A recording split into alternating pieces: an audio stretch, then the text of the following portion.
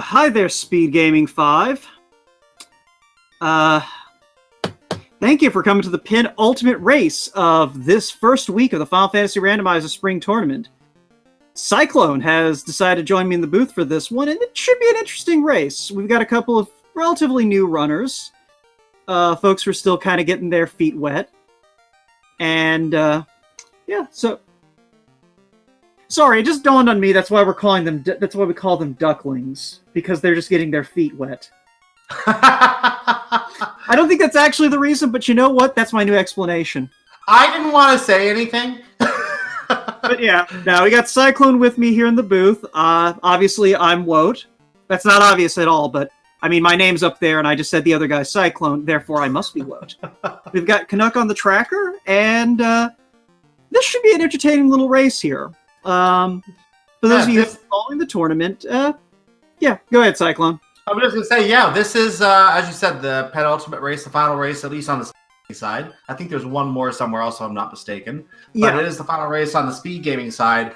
And we are seeing two rather newer runners at this in this last race. So this should be a very interesting race to see how they do in this race format. I know I've seen Guelph play once or twice. Math Girl is still fairly new to the game. I believe this is her first race. So this should be very interesting. Yeah. Math Girl basically joined the tournament at the last minute. And one of her terms was, I had to teach her. So we are very, very... she is very new to this, but it's one of those things, I think she's going to do better than she thinks she does, just because she's played an RPG before, and this is the father of pretty much all RPGs. I agree. This is the game that when I was a kid, I actually had an NES when I was still a younger kid, and I actually played this game. So now I'm dating myself a little bit. Didn't mean to do that, but I remember playing this game way back then, and I honestly don't think there's been any Final Fantasy better than this since this game came out. This really is the best one, I think, out there. Well, so it's blasphemy to say the SNES ones are my favorites, but whatever. Yeah, okay. So both runners have opted for the Fighter Rainbow party, which is basically considered to be one of the strongest parties. Sorry to cut you off. We probably should get to talking about this race. Yes.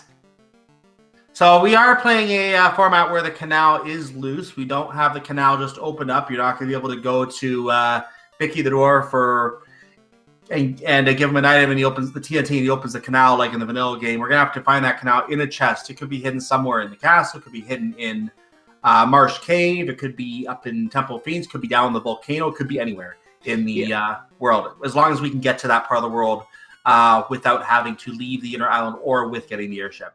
Yeah, now we do have a ship and a bridge to start things off, so that is at least helpful to us. Because that'll allow us to navigate around. Look at these spells. Fire 2 and Lit 3. Yeah, and, okay, who cares about those? There's Warp. Warp is fantastic. Yeah, so Warp is going to make some dungeon escapes really easy, and also allow for some navigating around some serious problems.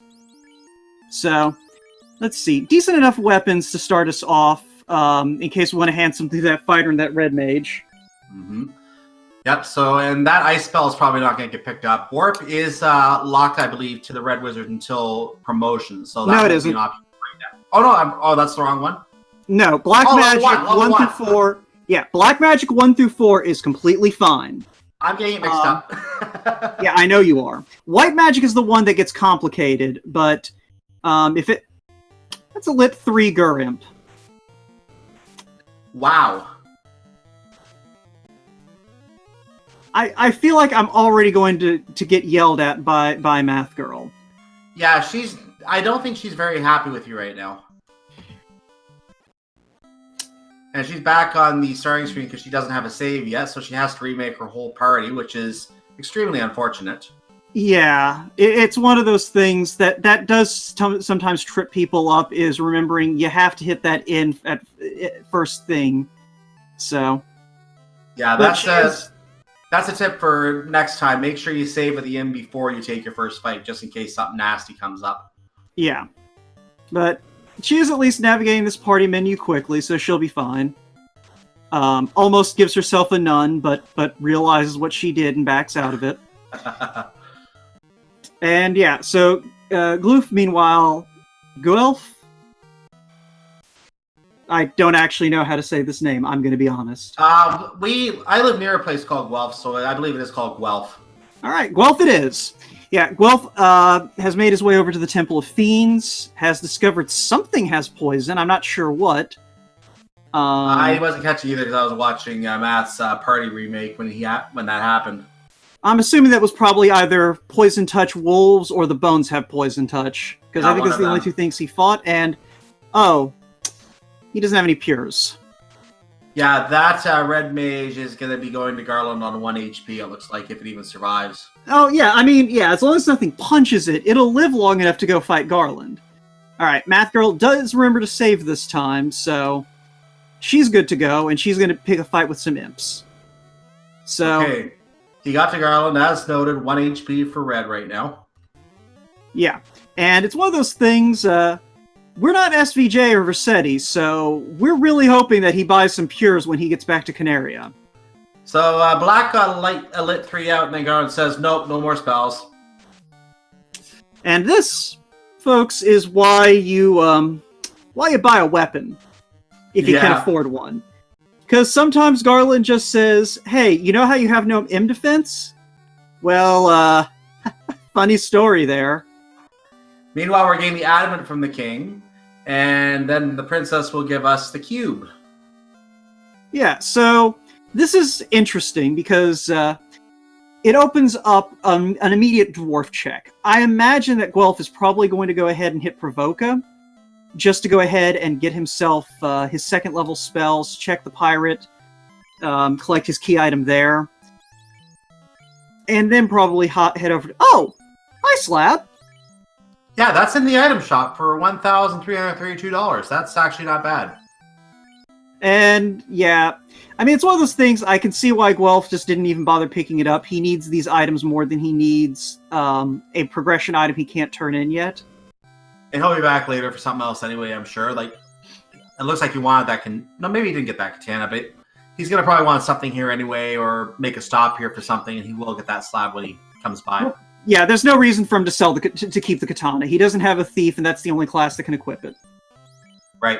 So he sells that, he gets a ton of money. That will solve his vendor item issue. So he's going to probably grab that slab and then head for Provoca. Yep, that makes sense now. And it also gives an opportunity to armor up his party. Now, there is the argument to be made that the armor that you're finding here is not good enough to necessarily justify the time it takes to put it on. But I think when you are a relatively new player, those kinds of safeties matter a lot more than trying to go fast. Because at the end of the day, it's better to survive and be a little bit slower than to be a lot slower because you tried to do something you weren't comfortable with. So Matt looks like she might have had another loss. I think she's just been kind of grinding out in the middle of Canaria. Well, she's saying what to do is going to the ship. She's not going to fight Garland right now. I am curious. I mean, it's one of those things in the, we know, she doesn't know, but we know that right now, what she would get for beating Garland doesn't matter. The Adamant might, but she theoretically can go ahead and get that. But yeah, she may be going ahead and hunting for something to get her some levels on this party. Meanwhile, the pirate's been drinking again. We just took his bottle after we destroyed his men. To answer the question, chat, Katana was in the Temple of Fiends. So, that sucker got sold. Math Girl comes upon the river, can't go in there yet because she doesn't have a canoe. Yeah. So, level 2 magic. Kind of a complete bust. Wow. That was genuinely one of the most pathetic black and white magic level 2s I've ever seen. Well, with all the great magic at level 1, you had to expect that, right? No, that's not how statistics work. No, we have like the best spell I think I saw was heal. Not even heal 2, just regular. Hi, this will save you the trouble of using 4 potions. Heal. So yeah, this is one of those seeds where maybe it is a good idea to go ahead and gear up that fighter with your scads and scads of money because you might need it.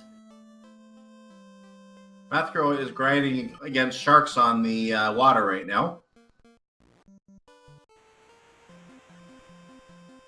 Yeah.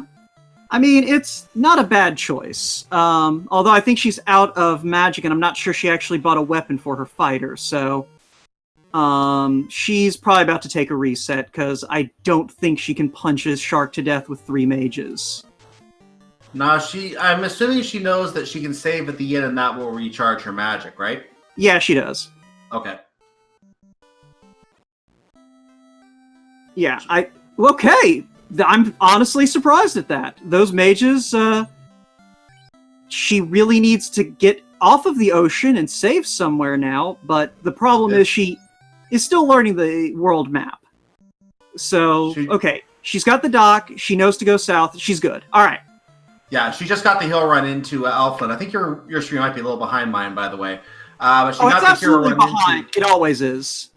Yeah, she got the hero run into Elfland and is looking at the spells right now. Fire 3 is in the black magic. Regular lit, which we don't need.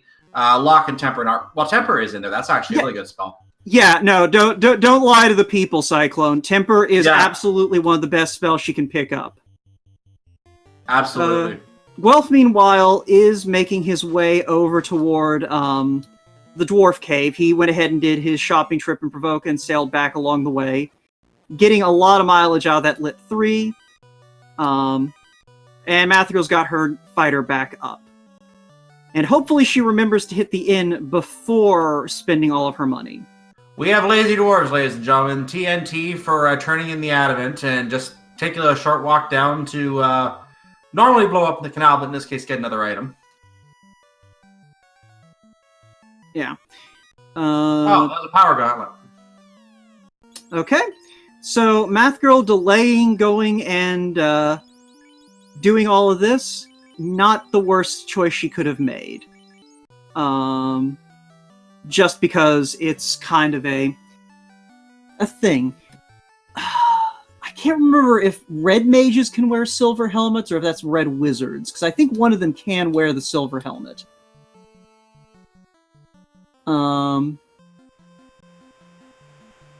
There's the other 2 heal spells. We found Rub and Blind in there. Rub can be useful if you're lacking in other resources, but otherwise may not be as good later on. Yeah. Unfortunately, without having gone to Temple of Fiends, she hasn't opened enough boxes to see to see that katana and get some cash to start buying spells with. But she at least knows what's available now. So hopefully she's going to... Alright, good. She had enough for the... so hopefully she's going to head back up... Yeah, she did get the end to the north save and is... So we seem to cross each other, sorry. She did get the end save in. She is heading back on the water. She is fighting the big guy and the Sahags. Now, one thing she will need to pick up on is which fights are the ones you want to run away from, the ones that won't give you a lot of experience. This is something that she will, unfortunately, have to learn over time. It's hard to learn just in a few races without having a background in knowing what is what here. I mean, in this situation, I don't think it's necessarily a bad thing. She's, basically, like I said, when you're a new runner, it doesn't hurt to spend time doing things that make you feel more comfortable. Understandable. So if she's picking fights in order to just get a little more comfort by having money and experience on this party, it's not a bad thing. And yeah, this is probably not the most lucrative fight she could be getting into on the water, but I am reasonably confident she has not learned how to encounter manipulate, so she kind of has to take the fight she can. Which brings up encounter manipulation, while we have a moment. So, basically the way that RNG in Final Fantasy works is that there is... Sorry, I'm going to restart my call real quick because apparently I'm having some technical difficulties on the back end. Yeah, I've been noticing that as well. So we'll try and get that fixed. I'll call Okay. here in the meantime. Does this work better? That. Let's try. Okay, because you realize my stream is going to be behind Cyclone. Like if you keep... Okay, just so you're clear, if I'm behind you, there's no helping that. I'm always behind. I know, that's fine. All right. So I'll call what I'm seeing right now. I do see Guelph in a Grey Wolf fight right now. Grey Wolves aren't doing anything to him right now. Math has found her way into the weapon shop. A small dagger for 1 gold. Falchion and iron in there as well. Yeah. He's buying some items there. Okay. Okay, Cyclone. We don't need that big a play-by-play. I promise. I know. So anyway, okay. Encounter manipulation, as I was saying before all of that. So basically, Final Fantasy I has a step counter for determining when you're going to get into fights. That step counter is always the same when you power on. When you reset, by hitting the reset button on the thing that is... Sorry. Okay, if I'm roboting, there's nothing I can do about that. Absolutely nothing. So... Sorry, I'm going to fiddle with my internet real quick. Cyclone, you're going to need to take this for a minute. That's fine, perfectly fine. So we'll see what we can see in the meantime here. We'll pick up on that when we come back in. So let's just keep tabs on what we see in the meantime. Mathro is taking a fight with the pirates right now, so she's going to get her bottle assuming she gets through this. Lit 3 will do this. So if she fires Lit 3, there it is. She picked it. And there it goes. Hello, everybody. I'm going to take over for Wout for a quick minute or two. Oh, is that Hangry? This is Hangry. Hangry is, of course, our tracker today. Thank you, by the way, for tracking. And we're just going to take over for a while, for a few minutes here, it looks like.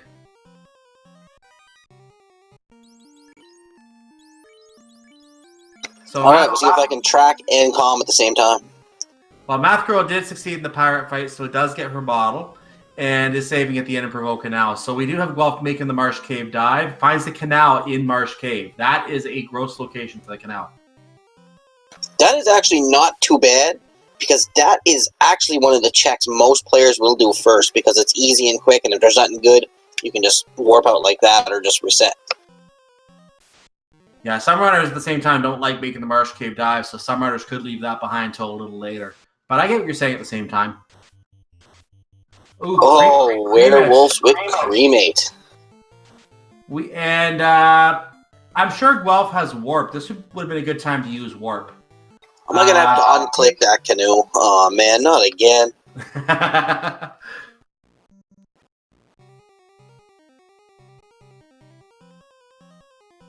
So let's see if Guelph just uses warp and gets it out this time, or whether he insists on walking it out. After seeing those werewolves, I don't think he's going to want to deal with that cremate for too much longer, and he is having to deal with it again, but he gets away this time.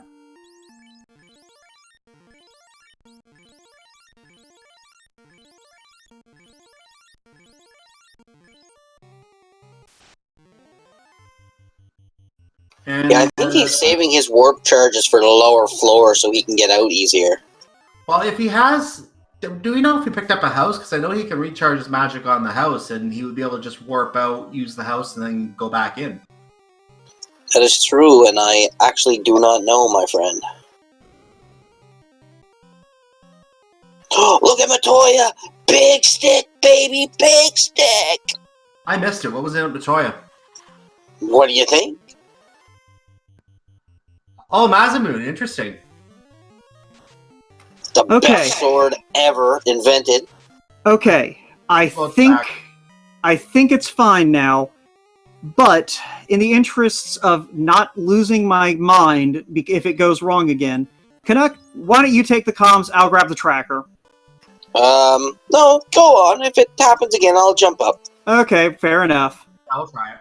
All right, welcome to the 2.5-man booth, everyone. So I saw that we did at least pick up a Canal and a Mazda. Correct. So, and that Mazda and Matoya's, and Math found that. Guelph does not have that. So that is an advantage that Math has right now. She can hit things very, very mightily right now. all right, and she does at least know what a Mazda is, so she is good on that front.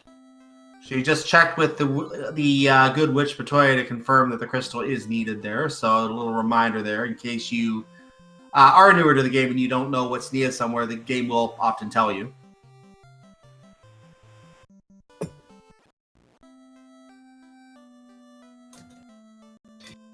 Yeah. So Guelph found his way back to pick up the warp now that he was reminded that he could use the warp to avoid those werewolves. He decided it was a good time to invest in it, so he just went and invested in that. He's probably going to head back to... I think he's going to go out of the inner isle now because he has that canal now. Yep, there he goes. So... yeah, so he is going to probably head around to check Crescent Lake, since that's probably the next free item he has available. Unless he, the only reason to go on to Melman's continent is to either turn in the slab, which he doesn't really need to do, check the top of Earth, which that's a gamble, and check level 5 magic, which he can't cast yet. So he might as well just go ahead and go check out what's at Crescent Lake. That seems to be the best play right now because we are still looking for the ruby before that 2-item option does become available. So it makes any trip to Melman ahead of time seem like a little bit of a waste of time in that sense. It does make that seem like that. Yeah. So, hi unrunnable sharks in Arsa. Yeah, nice little fight that you have to take here. It does get him level 7, though. But fortunately, yeah. So it is one of those things where he is at least making progress, getting the levels he needs. This is generally a pretty good idea a pretty good place on land to pick up experience too. The area around Crescent basically has the same encounter table as the infamous Peninsula of Power, except with a couple of other high-value enemies and without the emotional torment some people experience dealing with Tyro. Oh, this is a vanilla canoe. Ah, nifty. And what an interesting decision that you'd have to make, that Guelph has in front of him now. Head up toward Volcano and Ice Cave, or head down toward, whatchamacallit? Well, the place. Stuff. Onrak and the Castle of Oh, yeah, Onrak, yeah. But the thing that's interesting is if we did not get the canoe here, this actually might have been a situation where we might have been forced to the other island, because to Melman area, because we would have had to go down to Earth Cave, look for something loose. I don't think there's a lot of other options for him at this point. So he might have been forced. No, there wouldn't have been. Early. Yeah. So the canoe actually opens up a lot of choices and opens up just where some of these items could be that he could need, like that ruby, for example. Yeah. The biggest reason, though, to not go on to, whatchamacallit, the thing that is... basically, the main reason not to go to Volcano is it is slower. And there's no guarantee you're going to find a item of interest in there either, unless it's a loose item.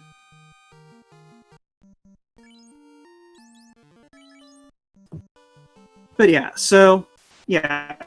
the thing about Volcano is it's a bit of a trip, and you don't know whether or not one of these other checks that's a little bit quicker won't give you the airship.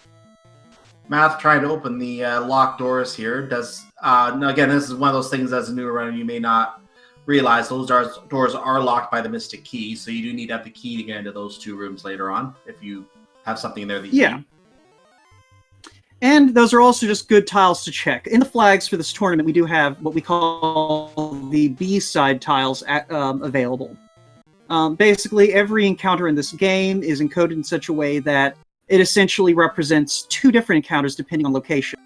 One of the options in the randomizer that we have turned on basically takes all of the spike tiles in the game and says, alright, you're now B-side encounters. And take it from there.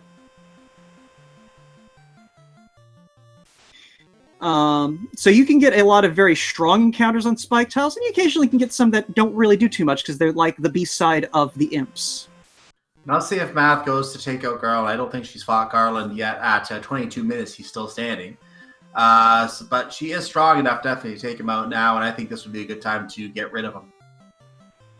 Yeah, and I mean, it's one of those things, knowing that Garland had a mute, this kind of works out okay for her. Like, she's not going to have to struggle to get through Garland. She'll get her stuff, and then she'll be on her way.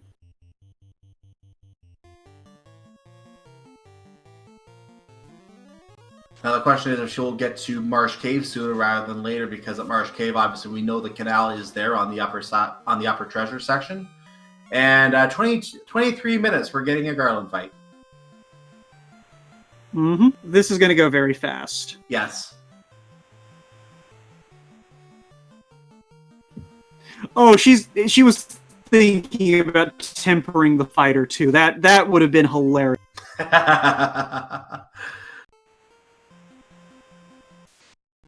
Well, it would have made it even more of a massive victory than it already was.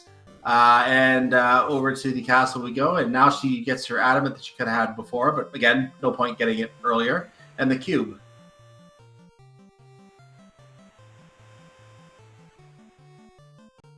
So this should send her to Dwarf Cave to at least get the TNT and the power bonk, which will provide her some enhancements in battle if needed.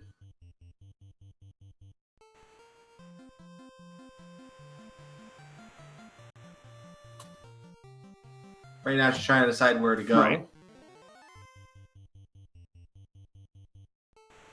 So, at this point,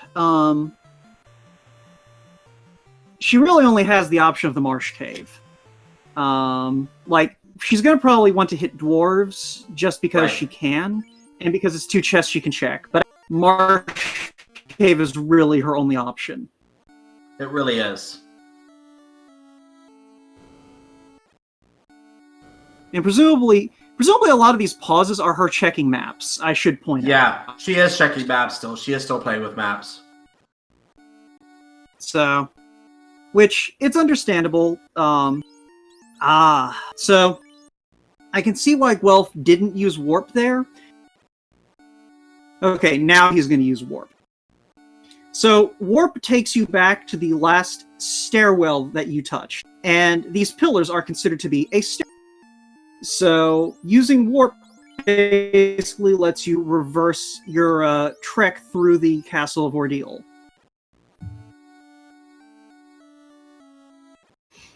And Math Girl is fighting a big monstrous ogre who she dispatches very quickly.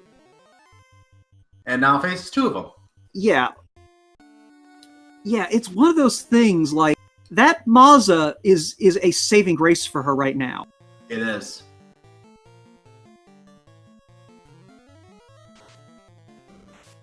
It's almost like classic. I don't think she's going to try and avoid Marsh, because I think she realizes it's the only place she can go. But also, she has Lit 3 and a Maza, so Marsh holds no fear for her.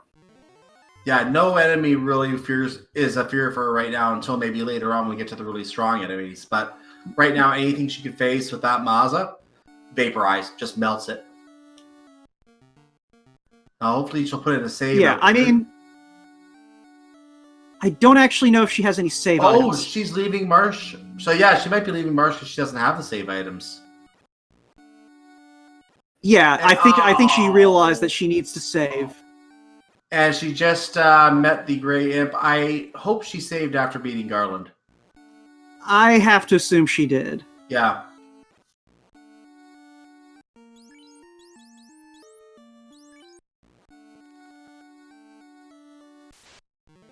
Asps are not very dangerous so far. I mean, we'll be able to see the next time she pulls up her item menu. Oh, sorcerers with stone.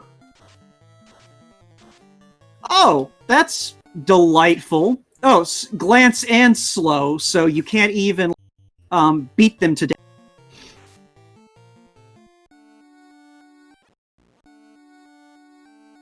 But yeah, she should be heading to the item shop here to go ahead and get herself some sort of a save item. And those cabins will do nicely. Doesn't have enough to afford the house. The housing market's just atrocious today. Well, that's fine. You know, it's one of those things. She has that Mazda. She isn't going to need that spell refresh anytime soon.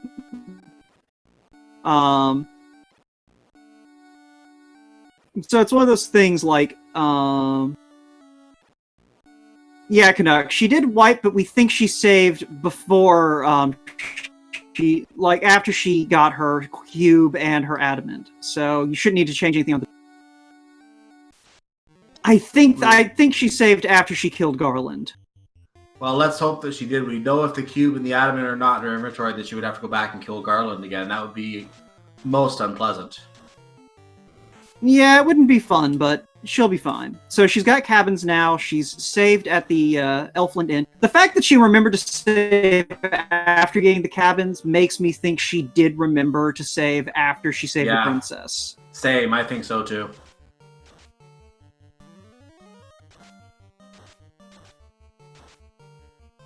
I don't know if we've seen what the scorpions do. But yeah, these sorcerers are rather rude. Fortunately, it looks like they rolled low for HP. They've still got enough M defense to be a problem. Well, it looks like he's going to keep that... well, he doesn't have any soft potions. Never mind, you can't get the stone out of there. Yeah, he has to hope there's a soft potion up here on the top floor of Ordeals. Oh, 3 blue dragons. That's something you don't see very often. That's something you run away from immediately. Yeah, pretty much.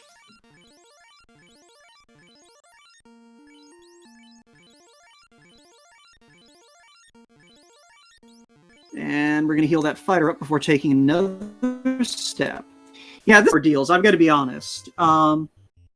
We may see MG decide to go for Volcano or Ice first, just because she knows that part of the world a little bit better. Medusas are weak to fire and go down instantly, and let's see what these... Okay, she did not save after killing Garland.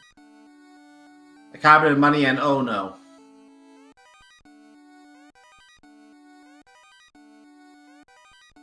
Well, she knows what Garland has now, and I'm just thinking back. The adamant only leads to a power bonk, and the cube is needed much later. So I'm not sure if she's considering that because, again, she is a fairly newer runner. But from our perspective, we know that that is something that she doesn't have to worry about until later. Like, she doesn't know the power bonk is at the dwarf. She hasn't been there yet. But we know that she doesn't have to have that yet. We know that she doesn't need the cube until later. She could put off Garland for probably another hour or so if she still wanted to. Yeah, the problem right now is that she doesn't know that scums have a stupidly high defense. Well, she got away. So she should be able to run from this, fortunately. If this had been an unrunnable scum fight, that could have been trouble. Very possibly. And more undead creatures. I saw Harm in Corneria, I believe. I don't think we picked it up, though.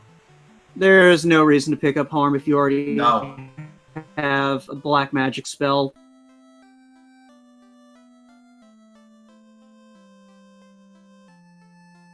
So and I don't know if she has any Pures, unfortunately. So Guelph is rolling. So this could be rough. Finds no soft potions. He's going to just stock up on heals here.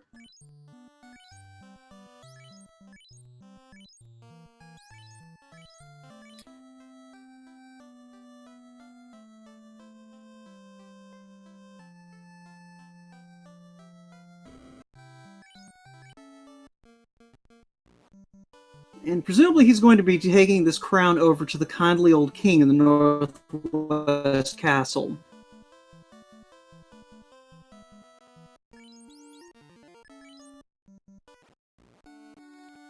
But yeah,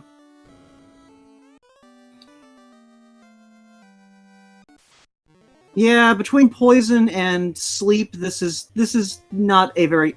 Oh, hi, Floater. Oh, that's Yeah. fun. She does at least find that canal, so if she did pick up Warp, she'll be able to get out of here. Maybe. There are softs available in Canaria, it's just you have to get back to Canaria to buy them. Yeah, I believe they're there because it's of the possible soft lock scenario. You have to be able to get something to cure poison and stone, so they are automatically placed in Corneria, I believe. Yeah, that's exactly it. So it's one of those things, softs are available, it's just you have to make a long trip back.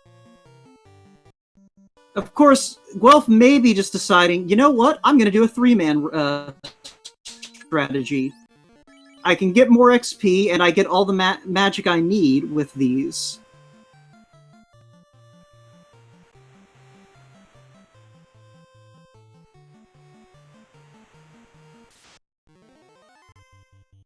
So... And Math Girl now still has that red mage, really needs to move her equipment over to her red mage, but her red mage just got dazzled, so the equipment on the red mage would not help right now. She needs to get away from this fight. Don't do the... Oh, she's stun locked. It's unrunnable. She has got to use magic. Oh, stun lock and thunder. That is nasty. Yeah. So unfortunate, but yeah, that's a situation where you just have to go, I've got lit 3, I'm about to blow these things out of the water. And then, by the way, hi Chime. Yep, hi Chime. So Guelph has the option of going ahead and diving Sky if he wants. But okay, this is something, though, that new players do have to learn, is, there is no reason to conserve magic. The only reason to conserve magic is if you are doing some incredibly convoluted thing where you expect to get into a good, dozen or so fights that you cannot get out of, or that you need to take. And then you might want to ration your magic a little bit. But While she's dealing with these werewolves right now, I would just reset at this point. Well, it's one of those things, learning when to just fold them is something you have to learn too. Yeah. So, unfortunately, I don't know if she picked up Warp. And Warp would be what she needs right now. I thought she did. I don't think remember her picking it up. Yeah. Now, I don't think she's going to give up. I think she's just, needing to assess what she's doing. Hello, Vanilla Oxyale. Okay, so we now have access to everything except Lich. And the end of the game. Now we just need a rod to get in there now.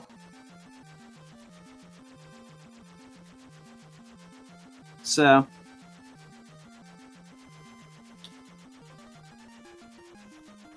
yeah, fortunately, this seed is generally being kind of friendly. So, question in chat: spend 30,000 on level 7 fast. Is that the right timing, or get it later and use gold everywhere else right now? What do you think? I would wait until much later. You're not going to be getting level 7 magic until you're in your 20s, basically.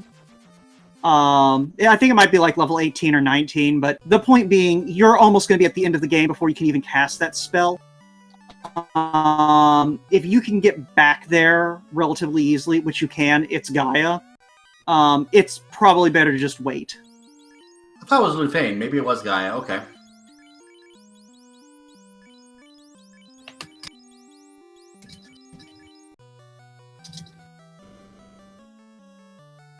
Yeah, Math Girl, unfortunately, has decided she's had enough, and she has decided to forfeit. Oh, that's unfortunate. So, what's going to happen now is that Guelph still has to finish the race, but that and that is how Guelph will be able to get the win here. Has to still finish the run, but yeah, Math has decided that she's had enough of these werewolves. They are basically playing the role of Gandalf today, and not letting her pass, and she's apparently done with that. Yeah, it is unfortunate, but it is one of those things like, yeah, 1 second.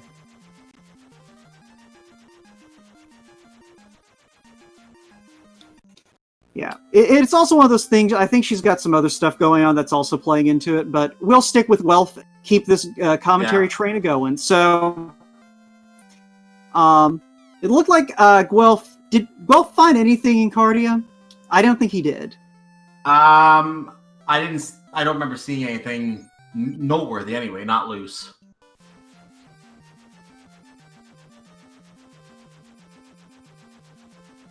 So, in the meantime, let's see if we can get. I believe Math Girl is wanting to at least hop in here and talk about the last 35 minutes of her life. So,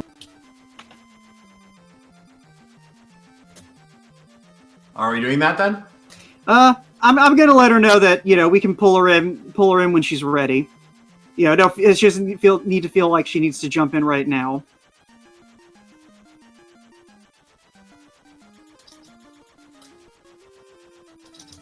Guelph seems to be flying around trying to figure out where he wants to go right now. He seems a little confused. Going to decide to go to Lufane here. Yeah, I mean, the world is your oyster right now. Ooh, nice blue steak. The steak destroyed Black. Oh, wow. Hi, T-Rex. Time to kill you and eat your delicious XP. But yeah, we are going to bring Math Girl in and kind of talk about what happened.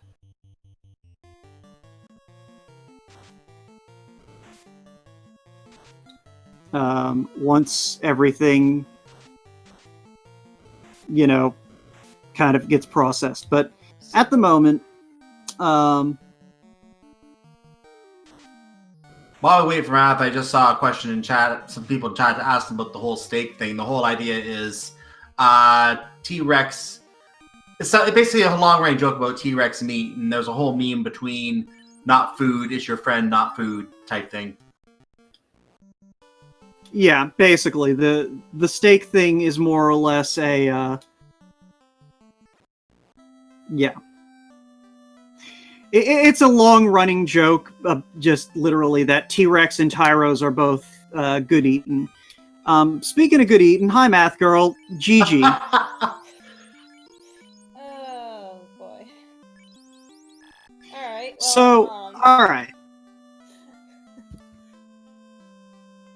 If it makes you feel any better, you're in a much better position. You are actually still in a kind of much better position offense-wise than your opponent was. He never went to Matoya, so he does not have that Mazda. So he's been having to get by completely on attack spells. Oh no. Oh. Yeah, no. so, yeah. Hopefully that crystal is an incentive location, so he at least finds it and gets that sword, but,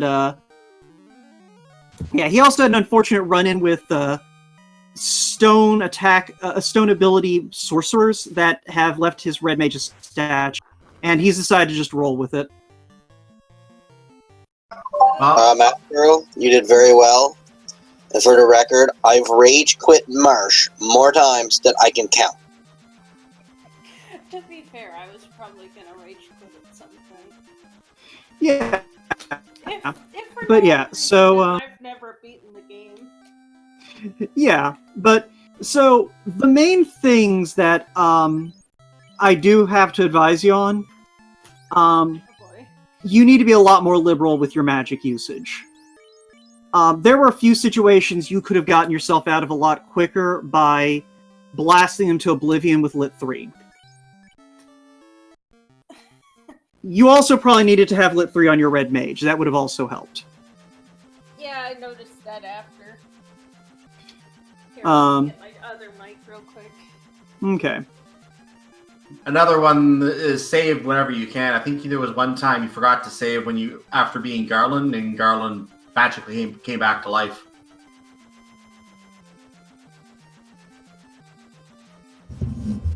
Can you all hear me? Yeah, you're we much hear you louder better. now. We hear you better now. Wait, hold on. Oh. Bearing in mind that much louder translates to actually audible. There we go. Now I can hear you. All right. So, yeah, that's kind of the big thing. The two biggest things were you really needed to have that red mage firing off spells a lot more, and you also could have benefited from using warp. I honestly don't know what I'm doing enough. Yeah, well, in this case, warp would have been a good pickup just because it lets you, like, a few casts will get you out of most of the early game dungeons. And it also helps in a few other places. So Guelph, meanwhile, has made his way up to Waterfall. We know that the loot and the key are still out there, as well as the rod, and those are the three things he needs in order to get moving. He did find the floater, fortunately, for him. So... I'd ask where that is, except for I probably wouldn't even know where you're referring to. We can try. I mean, it's one of those things I can still explain it. So he sailed south from Elfland to get to the Castle of Ordeals after he got the canoe from Crescent Lake.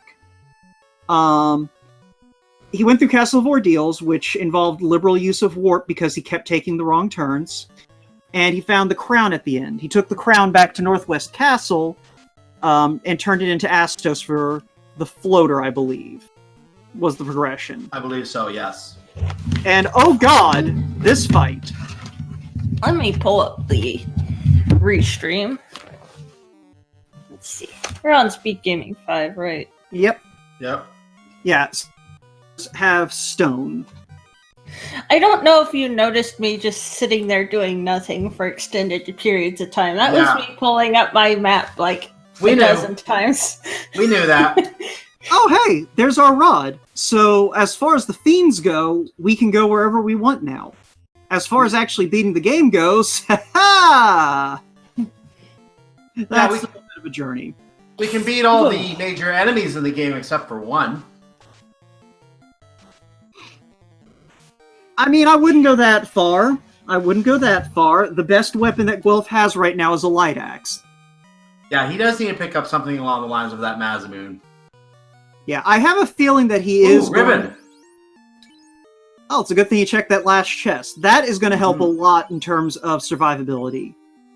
But yeah, he is going to need to, like, he is going to hopefully find that crystal at some point to get him back to Matoya, because I can't imagine he's going to go back to Matoya anytime soon.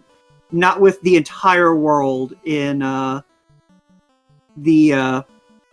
whatchamacallit, in the palm of his hand. That's the phrase I want to use. That's the phrase you're looking for.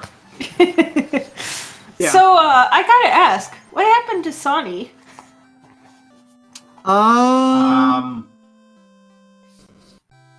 Was it Sonny yet? No. No, it was always me, Cyclone, and Canuck. I'm trying to remember. There's just too much stuff that happens in a week. Yeah, there's a lot of races. Yeah, but, so what we're basically looking at right now is he's probably gonna, I think he's gonna make this C play, and I like the C play because he's got that low-level Lit 3, and he's got about level 15 on everyone who's not a red mage. So he's got the HP and the hits needed to deal with anything between him and the mermaids. Hopefully. Oh yeah, he also has Fire 3. That's going to help with ghosts. So, you know what, Math Girl? Why don't you sit here and, you know, we'll talk about what Guelph's doing so you can learn something. Sure. I think that this is now a teaching stream. Hey! So, yeah. I don't know that Hazel would approve of that, but okay. I mean, they can always pull out the vaudeville cane, but for the time being, feel free to ask any questions about what Guelph is doing while Guelph does. So, I didn't see where he picked up the Thor's hammer from. I'm guessing that... Very much earlier, I think. Yeah, like it's what. Let's see. It couldn't have been at Waterfall. I don't remember the exact location, but it was very early in the seed. I'm trying to remember where it was. It would have to have been loose. I think. No, it came from. No, the power bonk was the dwarf. So it wasn't the dwarf. There was. Lufane. Lufane, yeah. Thank you, Canuck. Where's Lufane? It's the one that you have that long walk to under Gaia. Okay, to be more specific, it's in the north of the world. You have to have an airship to get to it. Right. So haven't gotten to that part of the game ever yet. Got it. No. Yeah, if you pull up the world map, it's located just north of Provoca. But the problem is the only place you can land your airship is about a quarter of the planet away from it. Oh, fun. Yeah. Also, it's so many things with one-hit kills, whatever you call that. Death touch? Is that what that is? No, they were just hitting you really hard because you didn't have armor on anyone.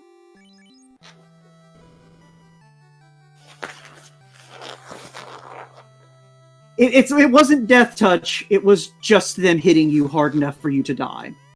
Yeah, if you see a number before the warrior falls, chances are that's a case where you were hit by damage. If you don't see a number and it just says slain, then that is death touch. Yeah. And there's only one death touch in these flags. There are flags that can be turned on that makes it so that you have more than one death touch, but when you're just shuffling enemy touch attacks, there's only one enemy with death touch in the game. And that was Sorcerer. And he replaced his death touch with Stone Gaze. Yeah, he upped his game a little bit.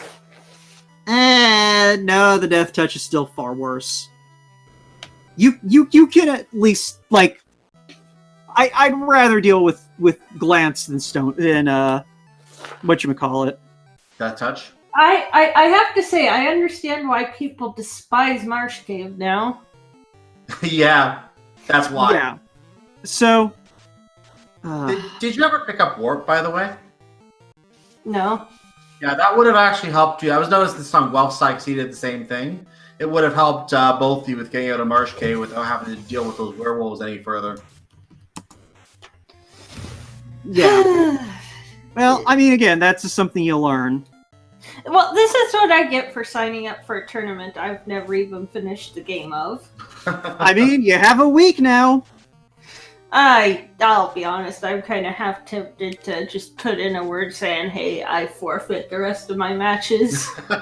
See, you're not going to do that, because if you forfeit, then that means I have to play those matches against your would-be opponents. And I'm not doing that. So, congratulations, you're stuck in this. We're going to make you into a Final Fantasy Randomizer player in the next 5 weeks. Yeah, I am too busy of a person to find time in a week to even finish the game. Well, you're gonna have to. You'll have to make some time. And yeah, Laura the Synth pointing out in chat, you're not the first person to do that. I mean, the thing is, I've never beaten any Final Fantasy game, not just one. Randomizer, vanilla, whatever versions you want to talk about that exist, I've never beaten any of them. I'll be honest with you, the only ones I've beaten are 1 and 7. Those are the only 2 I've beaten. The rest, I have a lot of them, and I played a little bit in each of the other ones, but on Steam, when I got them on sale on Steam, but I haven't really dabbled too much of them and don't know a lot about the other ones at all, just those 2. Yeah. Now, I will say, as far as what Guelph's doing right now, I'm not sure I agree with this play. He is currently cleaning out the floor above mermaids, and I understand why he's doing this. I believe we still have 2 loose items, and at this point, odds are at least one of them is going to be critical to actually completing the game. But there are better densities to search through to try and find your remaining loose items. He has not touched Volcano. He has not been to Ice Cave. So there's at least one incentive check and a very dense and relatively safe check. And if he wants to get some levels as well, he can also go to the Mirage Tower Sky Palace. But he would have to... you probably want to do that only when you're actually going to take on Time Out on the same trip. Yeah, and it's also just the matter of, like, he still doesn't really have the firepower for that. Like, Exactly. Lit 3 and Fire 3 can carry you a good way through Mirage and Sky, but, you, at the bare minimum, need to have that fighter wielding something better than a Wear Sword or, Light Axe. Yeah, just like we saw with that random mute on Garland, you could have something like that stop you in your tracks in Sky as well. Yeah, I don't think Garland lived long enough on your side for you the mute. Because you kind of just carved him up with a sword and called it a day. I did. You sliced him in about 16 pieces.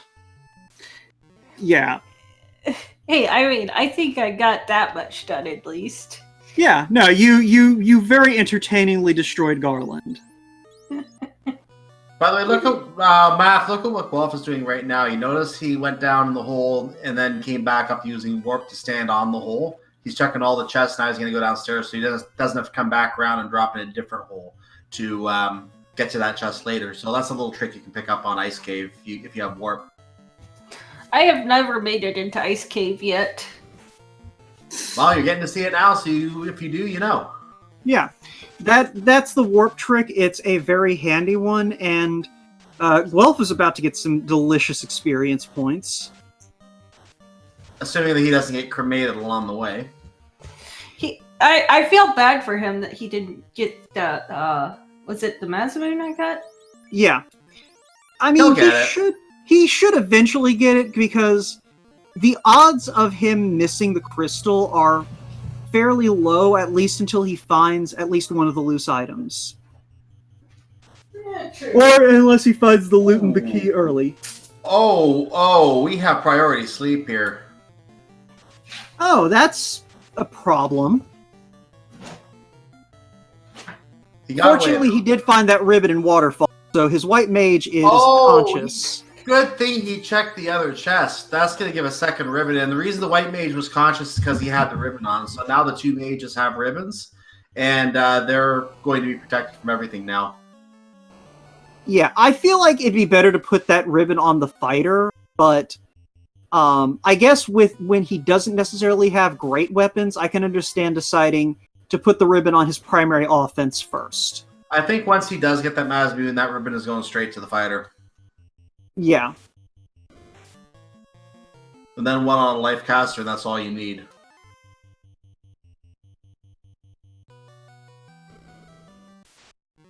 God, what is this garbage encounter table? Yeah, wizards on the trap tile. We're going to run away from those. Silver bracelet, which we already have 4 of. Yeah. But, yeah, no, it's one of those things where, that's the main thing that's kind of holding guelph back at the moment, is his melee is very limited because of that light axe. Like, light axe is not a bad weapon, don't get me wrong. It hits very well, it hits better than any store-bought weapon. And, you know, it does have that whole harm thing going for it. But yeah, it's one of those, like, it's not something that a runner necessarily thinks of as a strong weapon. So guelph may be running around with that Wear Sword on because he's thinking, well, the light axe can't be that good, right? And the answer is, yeah, the light axe is actually that good. And I didn't see what Cockatrices had, but that red mage is dead. I think it was just attacks. It was down to 2 HP.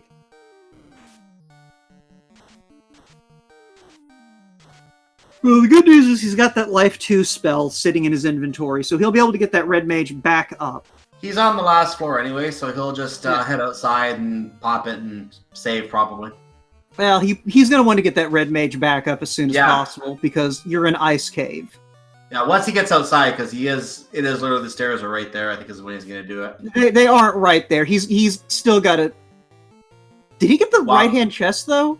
He got all the chests, I think, yeah. Okay.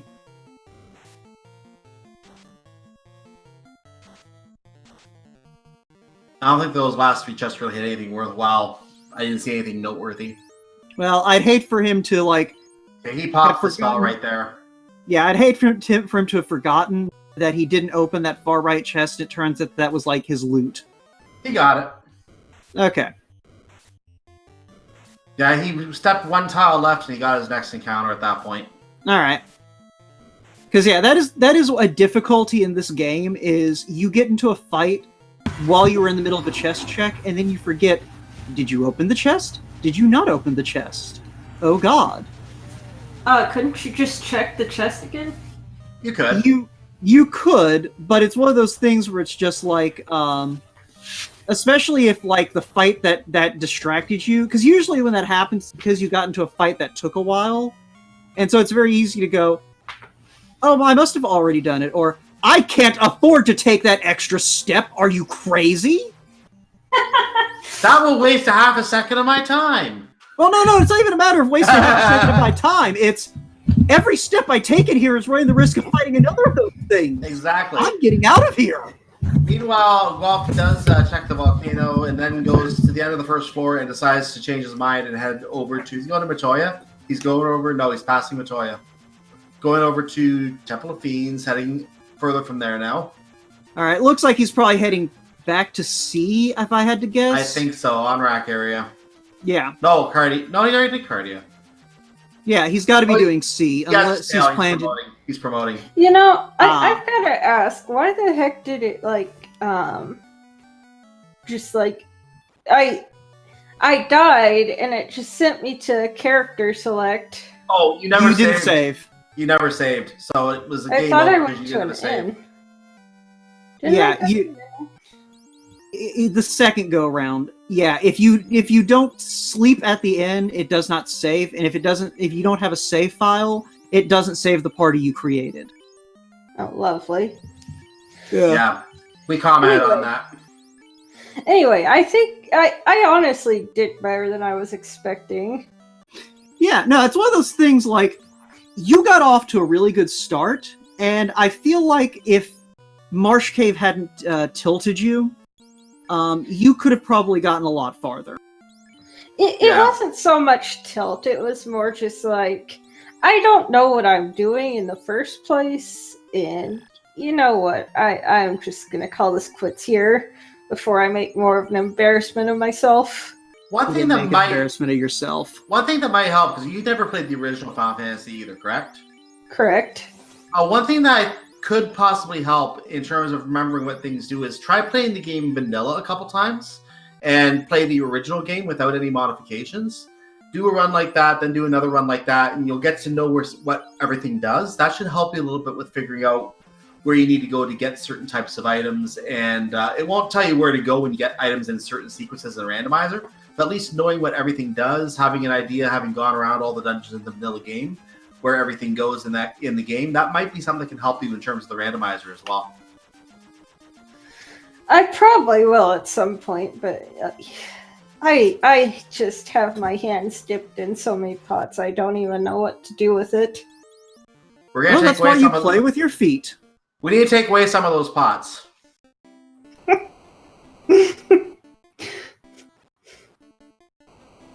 Yeah, so there are questions in chat. What Cyclone is referring to is what we call improved vanilla, which is a setting on the site, which basically doesn't randomize anything, but does introduce most of the modifications that actually make the game playable.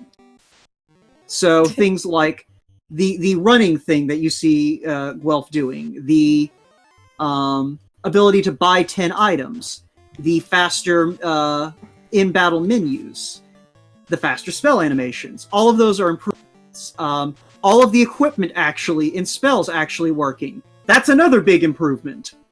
So, yeah, I assume that's what Cyclone was referring to as the vanilla setting. I did say vanilla, but yeah, you can do it through the site too if you want to have it with the improvements. I was talking about vanilla at the same time. No one should play regular vanilla, Cyclone. I agree with Falk on that one. Well, I have done it, so I know the type of things that happen in that game. So, yeah, you can play improved vanilla and actually finish in a timely fashion.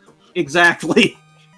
And that actually, if anyone's watching and is like, "Hey, I've never actually beat Final Fantasy 1," run it through the randomizer's improved vanilla setting. get those good, like, quality of life fixes. You'll shave 2 hours off your time. I'll be honest, I honestly have very little like for most vanilla games over their randomizers. Yeah, I mean, it's one of those things. Final Fantasy 1 is a very fun, like, fake D&D campaign.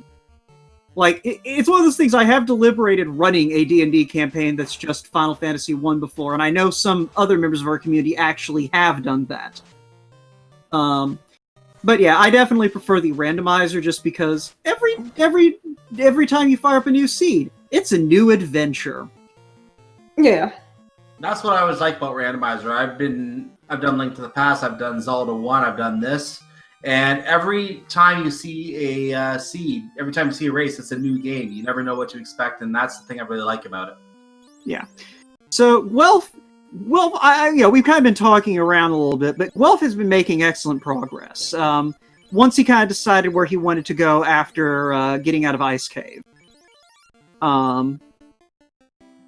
So, class change, volcano, head back in.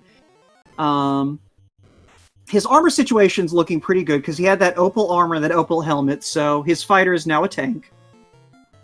Apparently, he didn't check that last chest. Yeah, and that, like I said, that is a very real risk in this game, because one of the things that I think sets Final Fantasy 1 and its randomizer apart from a lot of other games is there are no free fights. Like, there are fights that you can generally, okay, there are fights you can cruise control through. There are enemies that's just like, okay, you're not a threat. But every single time that battle screen pops up, there is the distinct possibility that you are about to be in for a struggle. And one of the places that risk shines biggest is when you're opening treasure chests, because, a fight takes the longest amount of time compared to any given task in this game. Mm-hmm. And so you can just forget what you were doing in the middle of a fight.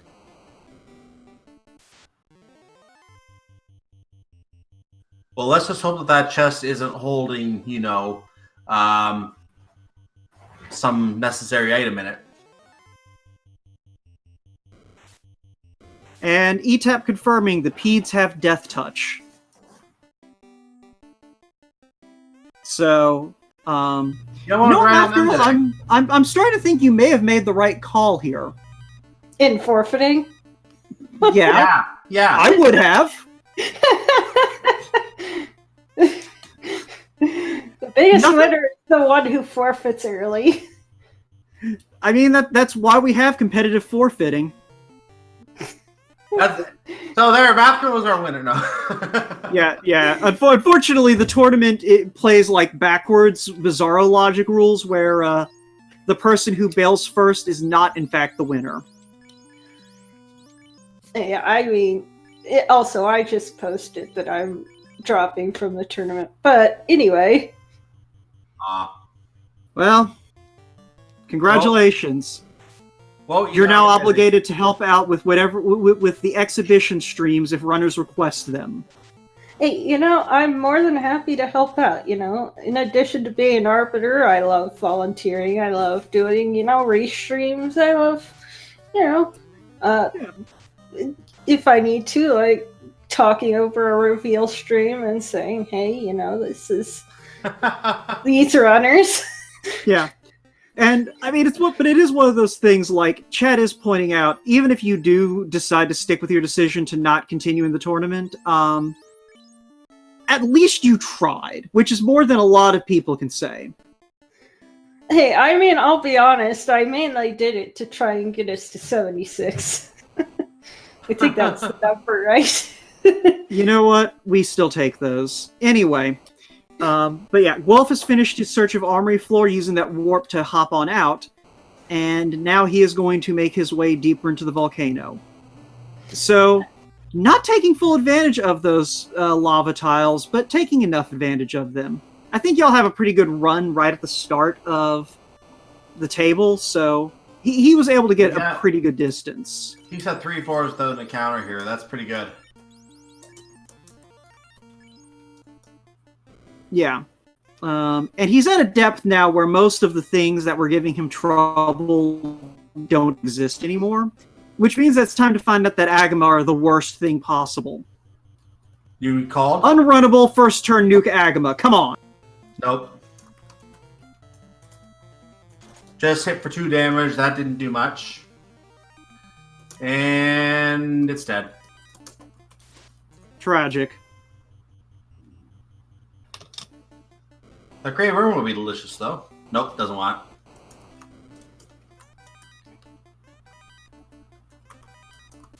Oh, equip that cloth. No. No, we won't. You will do it. Only if we are playing with blurst weapons, which are not in this tournament. Okay. Unfortunately. No, Canuck, I don't believe Guelph's seen hide nor hair of either of our loose items, which means that they're somewhere rude. I'm starting to wonder if they're both in... Well, one could be in Earth, one could be in Sky at this point. I mean, they both could be in Sky. They both could be in current chests in Earth. Okay, loose items. Sorry, Cyclone. I'm explaining loose items right now. Yeah. So, the way the randomizer works is certain key locations in the game are marked as incentive locations, essentially. The idea being, you know where it is, you know that something good's going to be there if you have the right things incentivized. So, for example, the King and the Princess are incentive locations. The chest next to the Fire Dragon on Carrie's floor can be an incentive location and will be at some point during the Swiss round of this tournament. The slab chest is an incentive location this week. Floater chest is an incentive location, so on and so forth. Incentive items, in turn, are important, good items that can be found in incentive chests if you flag them as such. So, Thor's hammer was being held by the guy in... Because Thor's hammer is incentivized, Lefane is in location. And so, what the way these flags are set up for this randomizer, there are 2 items that are guaranteed to not be in incentive locations that are incentivized. Now, they might be equipment items. The power gauntlet, the Thor's, and the opal bracelet are all incentive, and they can be in random chests. Or it could be the key that's in a random chest. Float. And so when we say 2 loose, we're saying out of all of the incentive items that we have available, 2 of them are not going to be in one of these critical locations that we've marked. 2 of them are going to be in some random chest somewhere. And those random chests are literally random. It could be in the first chest you open in the back of the castle. It could be in one of those 2 chests in Dwarf Cave. It can be in that chest. Well, it can be in any of these chests here in the volcano where we've seen the canal at one point in this tournament. Maybe more than one. It could be somewhere in Sky Palace on the 3rd floor, which we have seen a floater in another race that I was on.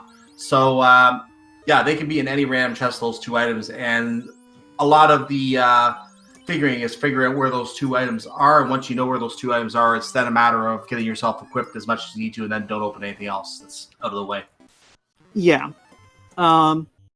So that's kind of, and it is kind of a semi-unique quality that Final Fantasy 1 randomizer has. I know there are a few other randomizers that do similar stuff with, like, put the important things in important places, but I feel like Final Fantasy 1 is a randomizer that gives you such a fine degree of control over how many important places are you looking in, and what are you looking for in those important places.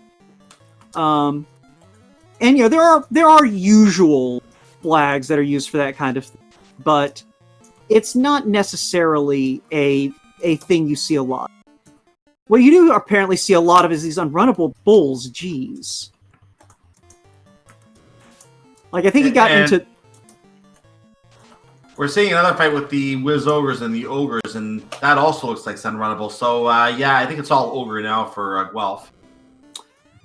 No, but, like, seriously, it looks like the encounter table for this just... Alright, you get about 3 floors worth of fun and pleasure. And then you get 4 encounters in like 8 steps. Enjoy! Seems And like that- I got out of this at the exact right moment. No, I wasn't kidding when I said you may have made the better decision. Just go ahead and forfeit.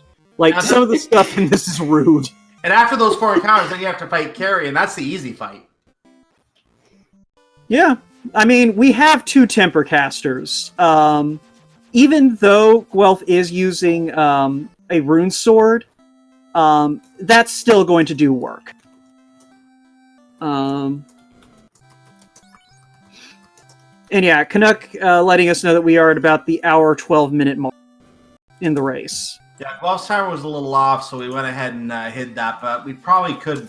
Well, we could in theory bring it back up, but we'd have to add about 4 or 5 minutes to it. Yeah. He doesn't need to check the Oasis vendor, Dual Masashi.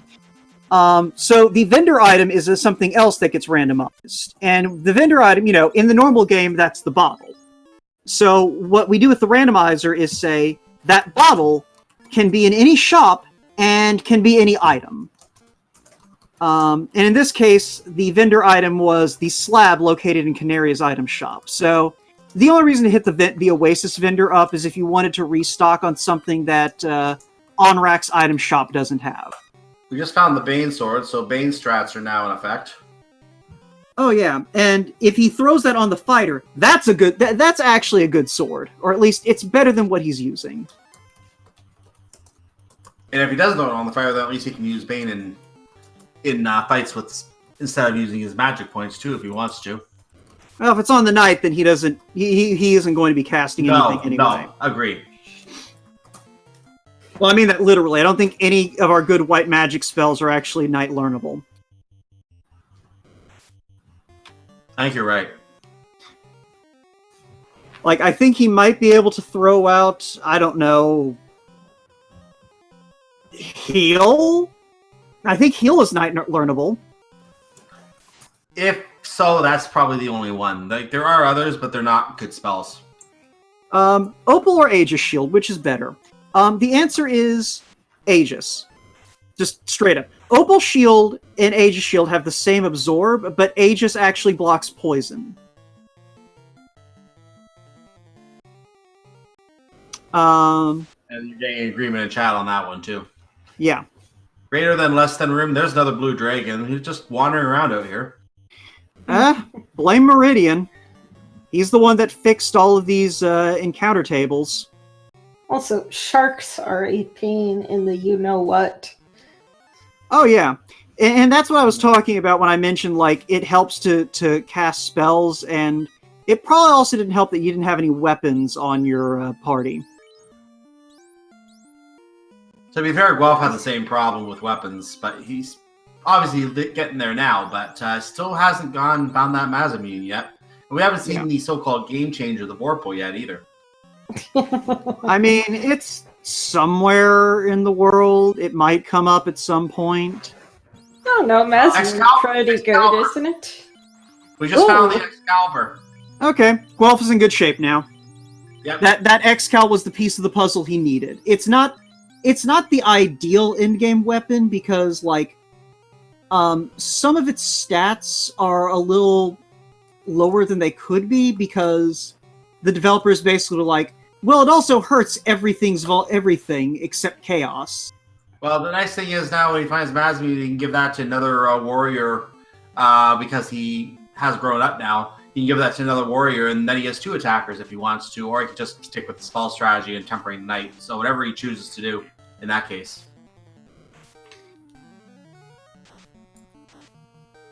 Yeah, I feel like with this party, you're better off just slapping the Maz on the night when you find it. Yeah, I think that too, actually.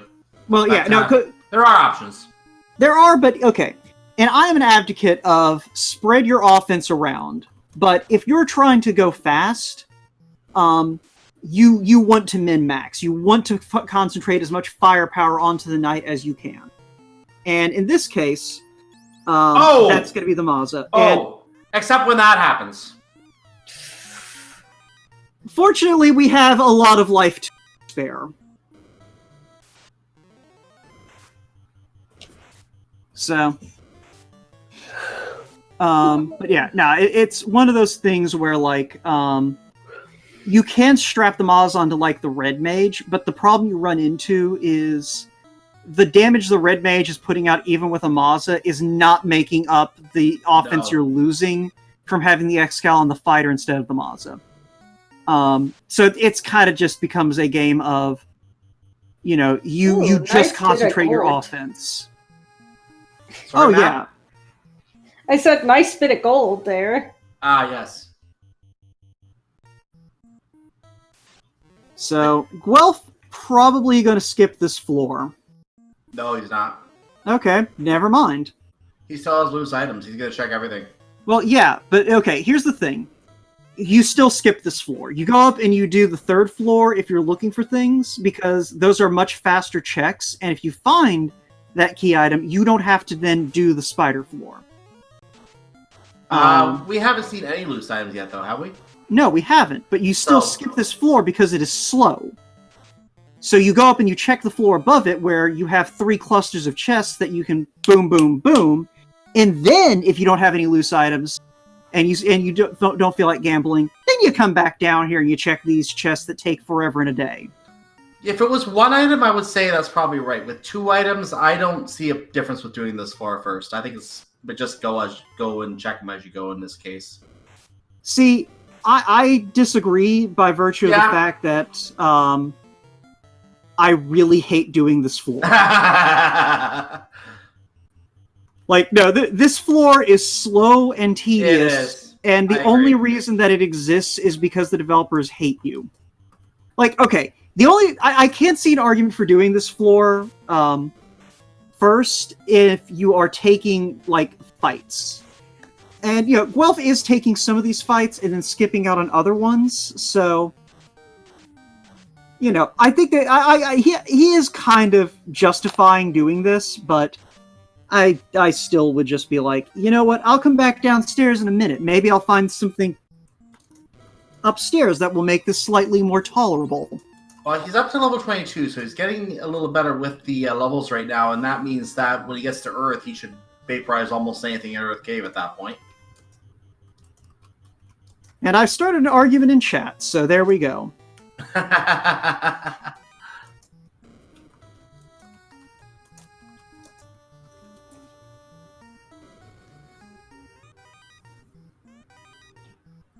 Oh, hey, Rick saying he does half of it. I do the left half, then I do the next floor, and if I don't find anything I need, I come back and do the other half.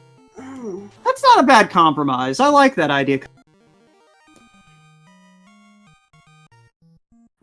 Henrik, of course, being our tracker. Mm-hmm.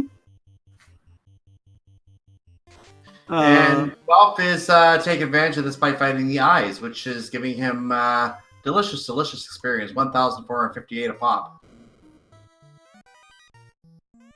And hey, there's some nightmares and some evil men. And we're not going to find out what they do.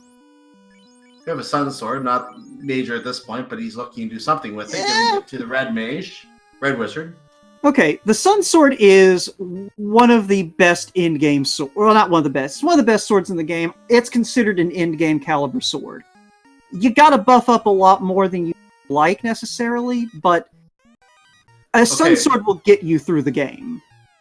So let's see if we find another loose item in here, because we haven't... Oh, there's a black shirt. That's nice. He's going to pick that up.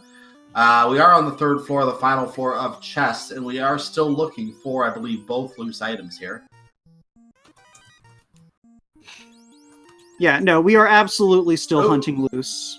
And Guelph turned around and picked up the wrong item. He didn't want that copper gauntlet. He wanted the black shirt instead.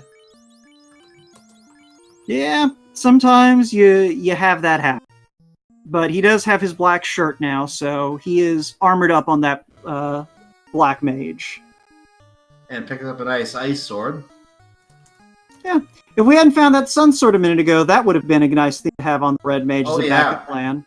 Oh, yeah. Silver Gauntlet, Pure Potion, Money, Heal Potion. So, loose items, not in Mirage Tower, not in Sky Palace. No, there's still 4 more chests. Oh, there's still 4 more? Yeah, there's the 4 greed chests right before the teleport.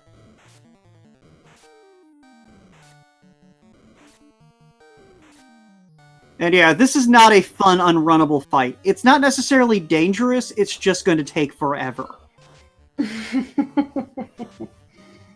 And some fights are like that, unfortunately. Yeah, Mancats have an unfortunate amount of resistance. But fortunately... And it's unrunnable. Yeah, fortunately, Guelph has a fortunate amount of firepower, so... There we go. Finally out of it.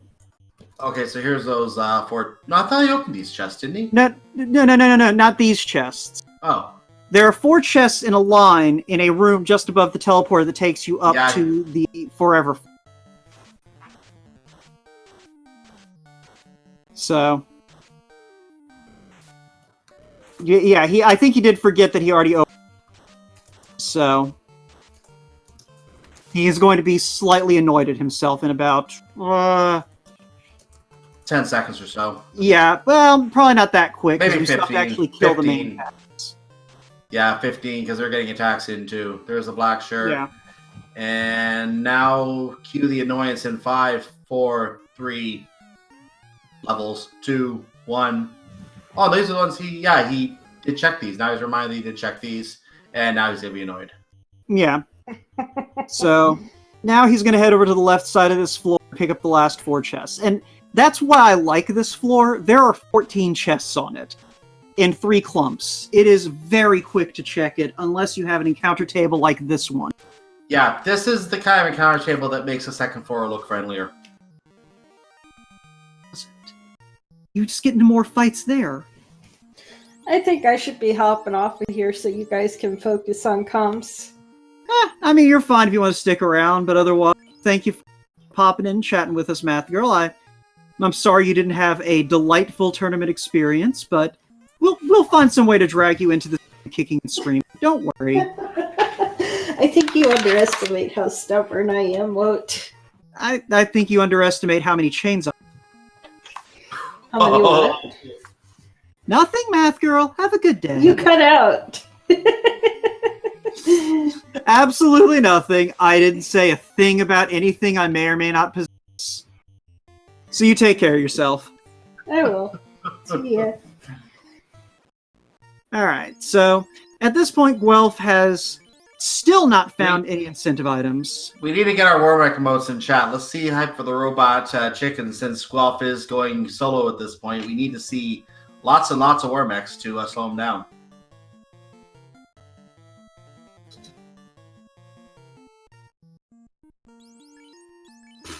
So runs away from the slimes. Gonna reorganize his equipment, it looks like.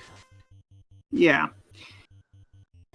He is at least in a good position now as far as gearing goes. And then immediately has to deal with fighters with an excessive amount of slow. Yeah, slow and slow too. They have it both. So let's see. We've seen slimes, we've seen nachos, we've seen fighters. We've seen red hydras. That means Warmech is next, right? No, it just means I got what I want. Oh. Oh, there's the sorcerers. Can't run. And nope, we're going to slow one of you down. The fighter, who's slow anyway. Well, okay, so slow in this game isn't a matter of actual agility. What slow and slow 2 do is they reduce the number of swings you get with your sword. So slow is actually the worst thing that can happen to a fighter. Especially if that fighter is the bulk of your offense. So we have queued the team out fight at this point. This will be the second Fiend fight for Guelph. Trying to buff himself up, it looks like. There's more temper, so he's going to get all the charges on the knight, and then he's going to start swinging that Excalibur around. And never mind, we got a poison smoke off of a Bane Sword, and that's the fight. Yeah, that... Everyone loves a Bane Sword. I love when my script gets changed on me just like that, but...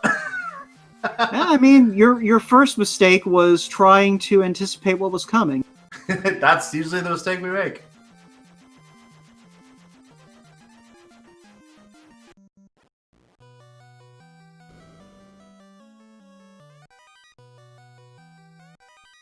And we're going to finally get the Mazmoon for Guelph, and he's going to be like, oh, I could have had this a long time ago. So where is he going to put that Mazmoon? On the fighter, and Excalibur's just going to sit there in the inventory and stay there.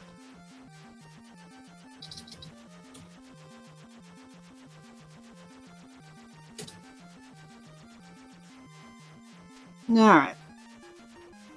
So, at this point, Guelph has a bunch of choices and terrible.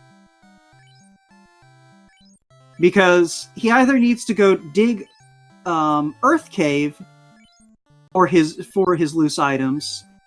He needs to go dig the Kraken side of Sea Shrine for his loose items. And yeah, that's it. That's all that's left. That is it. He's done Waterfall. He's done Ordeals. That's all that's left. Yeah. And I still remember, I don't remember if I called it or if I was just spectating, but I think I might have been calling it. There was a race in the last tournament where we had three loose items in that tournament, and they were all in Earth Cave. I would not be surprised to see both of them in Earth Cave right now. Now, see, here's the worst part, though. He's going to have to do a bunch of fetch quests. Because almost everything we're lacking at this point is a fetch quest, and all of the incentive locations left are fetch quest locations. So he is probably going to have to do all of these fetch quests to get the items he needs, because a fetch quest cannot lock itself. Correct. So, for example, what that means is that you're never going to have, for example, a floater available at Gaia. It is just not possible. Yeah. So, he's going to at least... I don't doubt we ever actually saw the level... Alright, yeah, we did see level 5. Huh. Hi, Fade. And Cure 4. Fade and Cure 4 sharing the same spell charge. I'm not sure if I like that. I mean, it's one of those things where if you need the offense, you got it. And I mean, honestly, with... Oh, there's Quad X. Yeah. Yeah, Quake and Quad X level 5 is real nice for that Black Mage to see.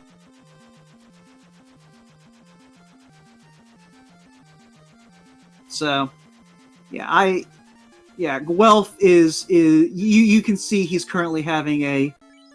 Ooh, back where to else Marsh. can I go? Did he miss something in Marsh? He may have only done the top half because he found the canal. I think he did. He didn't like the werewolves and decided to get out of there, so I think he is doing the bottom half now. I forgot that he still had this. And Matt didn't do this either. Yeah. Alright, well, let's find out what's in Marsh Cave. Now, if this is all of our loose items, I'm gonna laugh. Oh, that would be priceless. Because that would be the second race I've called this week where both of the loose items were in Marsh Cave. In the bottom.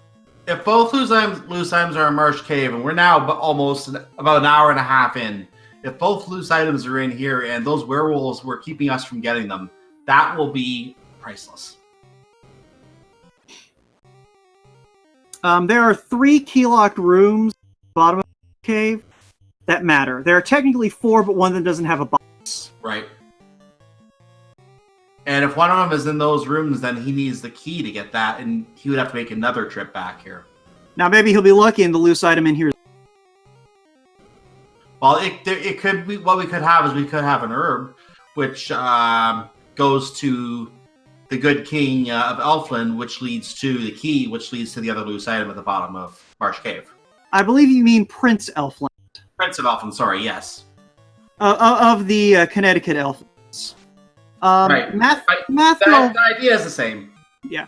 To answer the question, Math Girl ran into some seriously frustrating material and decided it wasn't worth it. Based on some of the things we've seen in the seed, though, we can't say she made the wrong decision.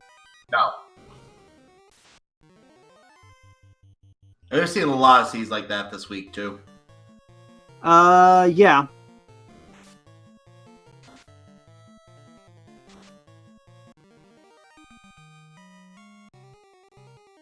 And Guelph deals with the muck and moves on to the next chest, which finds still no loose items, 2,152 gold. Alright, so the only chest he has left is the upper right-hand corner. Oh, he got a glare to the fighter, and down he went. Yeah. Yeah, it is one of those things. The bottom of Marsh is very hard to learn. Because for those of you who are unfamiliar, it's laid out in a 4x4 grid of rooms. The bottom row is completely inaccessible without the Mystic Key. And the rest of it is basically, if you want to open all the chests as efficiently as possible, it's like, go down one row, draw out a Z block from Tetris, starting from the first cell in the first thing of that second row, and then just run up to the upper right-hand corner, and then you're done. You get to leave. Alright, so this looks like it wasn't anything. Well, there's still... I don't know if he opened it... He must have opened the chest on that floor already, because I don't remember what was in it. That middle floor, those are all linked to chests on the top. Oh, okay. So yes, he did already check them. Way back. Right. Alright, so at this point, it's either Earth or C, and I think Guelph is going to go to C because we're getting our answer. Yeah, we're getting our answer. Which means that they're in Earth. Cardia. Yeah, it means they're in Earth, guaranteed. Well, at least we now know that Guelph is team #never. Yep. So, Sea Shrine, round 2. Yep. So, we're going to grab the other chest on this first floor, which, if this is a loose item, Guelph is probably going to kick himself. Even if it's not a loose item, he's probably going to kick himself. Well, okay, there's a difference between, you know... If there's a loose item in this really easy-to-access chest... I just remember something. There's still one chest in Volcano he didn't open. Oh, yeah! Oh, I hope it's not that one, because he's never going to... Well, he'll never forget to not open that chest again. That's the good news. If it's bad... Yeah. We don't want it to be bad. We want to be able to, you know, close this race out at a reasonable time. We do? So to answer the question, there's what we like to call the hairpin chest. It's on the second floor Volcano, just north from the door that takes you up to Volcano 1, where, you know, you have that long hallway where you have to go up and down and up and down. Guelph hit the spike tile and got into a fight and then didn't open the box after the fight. So we don't actually know what's in that chest. So... And Matt never opened it either. Yeah, so there's no telling what is awaiting us in that box. Well, that one has a silver tomahawk. That's not going to be used. Well, hopefully Musashi, it won't matter. Like, hopefully he skipped a chest that had a cure in it or something. Too old. Yeah, but we're not going to know until we find our loose items that he doesn't need. Because as long as one item that we need is still, like, just loose in the world, we don't actually know if he needs to do that. Until we find both of those items, we can't confirm. Yeah, so... Sorry about that yawn, but... I'm just dreading at this point that it could be that chest. Every box we open that doesn't have a loose item, I'm getting a little more dread now that it could be that chest. Shark's trying to squint. But... Alright. So first of all, let's do some quick tally. There are 5 chests on Earth. There are 6 chests on Earth 2. There are 4 chests on Earth 3, and there are 8 chests on 4. So that works out to 23 chests in Earth. There's about 8 chests on this floor, I believe, maybe 9, that he's on right now. And 2 of them have been checked. Alright, so 7 chests left. So there are 30 chests besides the one Volcano. The odds are nothing he's looking for is in that box. I am not doing math on Twitch, I'm doing arithmetic. Completely different. I thought they're the same thing. No, see, math has numbers and letters. Arithmetic just has numbers. X plus Y equals 30? Yeah, that's math.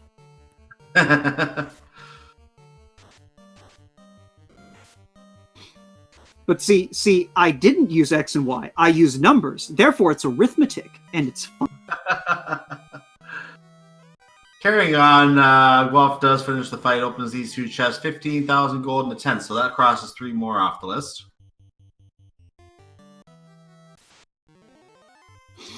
All right, so I think that means there's actually 10 chests on this floor.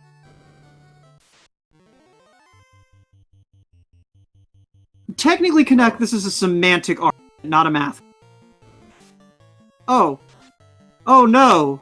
Mad ponies! Whatever are we going to do? We can't get away from them. They're going to stomp us beneath their powerful hoof. Wait. Just hop on and let them take you for a trip.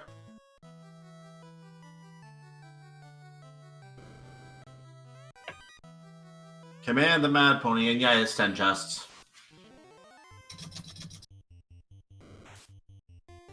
So, we're gonna deal with this arachnid here. Or that arachnid horde. Nope, just gonna run away from it. Nope, nothing on this floor.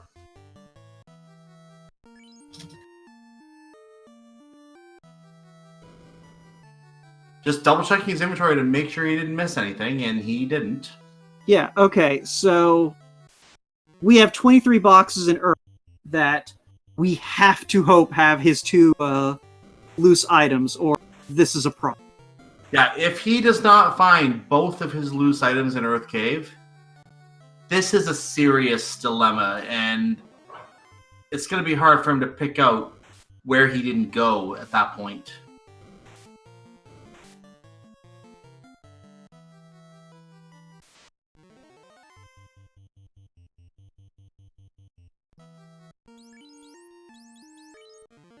Yeah, pretty much. I guess the bright side is... Alright. If you realize that you have forgotten a box somewhere, the rational decision to make is to basically go, alright, I'm going to check the locations with the highest density first. Because if I missed a box, and it is a location that I orphaned, which obviously I would check orphan first, then the odds of me finding the box I missed are drastically higher by looking at places that have a lot of chests first. Well, we'll hold that thought for a moment because we're about to release the Kraken. So let's see how this fiend fight goes. I assume swimmingly. Yeah, now he's got the firepower at this point. Kraken is not going to be a threat. He's got the firepower and the armor. And the Invis too, yep. There's Ice 2 from Kraken. That was still a nice hit on Fight there. Yeah, that's because Fight doesn't have any... Ribbons, yeah. Yeah, he's got his ribbons on his mages. Exactly. Yeah, so...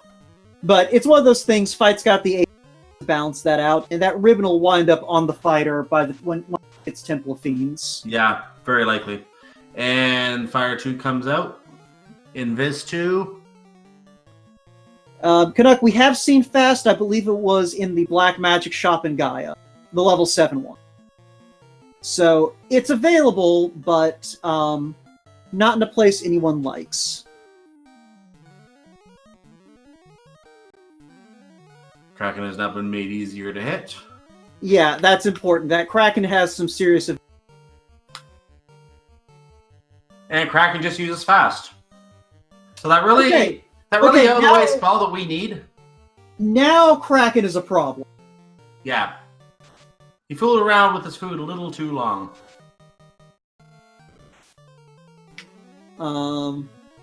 Because, yeah, Fast doubles the number of hits that you get in an attack.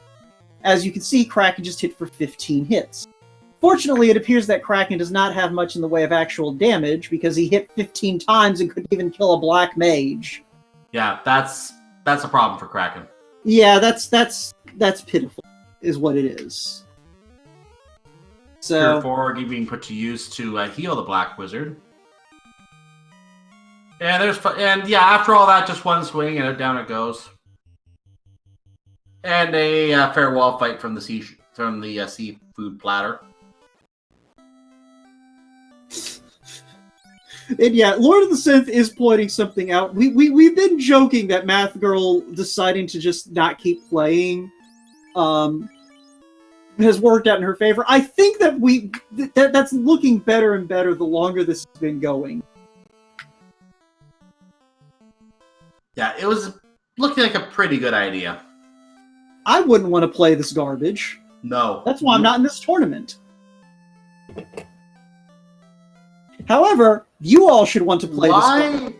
Why is he going back into the Sea Shrine? He's opening it. Okay, I was thinking about this before. I think there's a couple of chests on the mermaid side that he didn't do because he wanted me to warp out.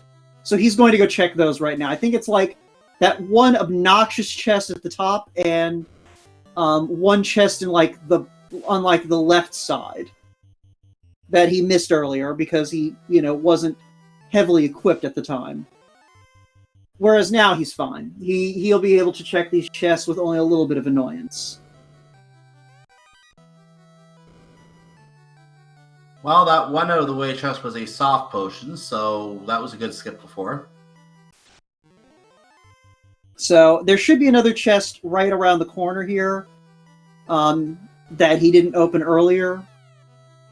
Like, it's one of those things I do remember when I was tallying. It wasn't that one. There's another one to the south, I think, or in the middle. Okay, no, Well, that's it. Yeah, he thinks he got everything now.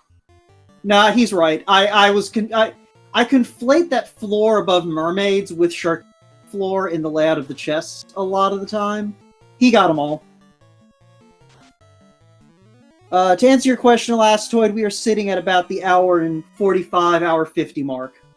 Yeah, Wells' timer was a little bit off, so we just went ahead and disabled it and then Math Girl forfeit, so we don't have a timer right now. Yeah, we've got SRL, and that's good enough. Canuck's been checking the time every once in a while. Yeah, it was close, an hour 44 minutes. Alright, so at this point... I'm sorry, you went over. That is not a valid guess. Oh, I'm sorry, I didn't realize we were playing The Price is Right. I thought we were playing Final Fantasy Randomizer. I figured The Price is Right was going to be the after show. Meanwhile, Hydras and Gators. So the good news about this for Guelph, though, is he's going to find the dragon armor.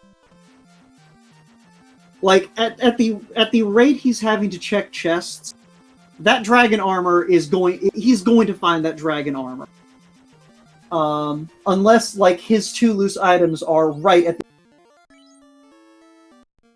And even then, he might still keep checking chests, because at that point, he might as well go the full hog. So here we go, Earth Cave. We need to find two loose items, and it's either here or it's in that one chest in the volcano. There's the dragon's sword. Not what we wanted. Yeah, it's dragon, but it's not the dragon we were looking for.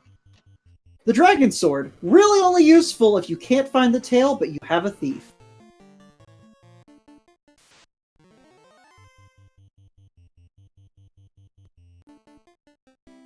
And even then, I think I'd just give the Mazda to the thief.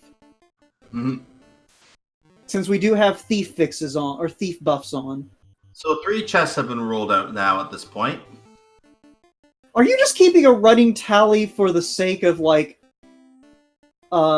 realizing just how much trouble Guelph is in? Maybe. Oh, hey, steak. Ah, nice. Steak and wings. Unfortunately, I don't think we actually have anything to put them in the microwave with. I didn't see what that one chest was, but... It doesn't matter. It wasn't a key item. It was not a key item, that is correct. We have already found all of the equipment items, so we Right. know that it's not our loose. Yeah. That's what I was trying to say. Yeah. Well, I could still hear the sound effect, and that Me was the too. sound effect for I did too. You can't pick up this item. So... And you only get that message with equipment, so we know what's going on. Yeah.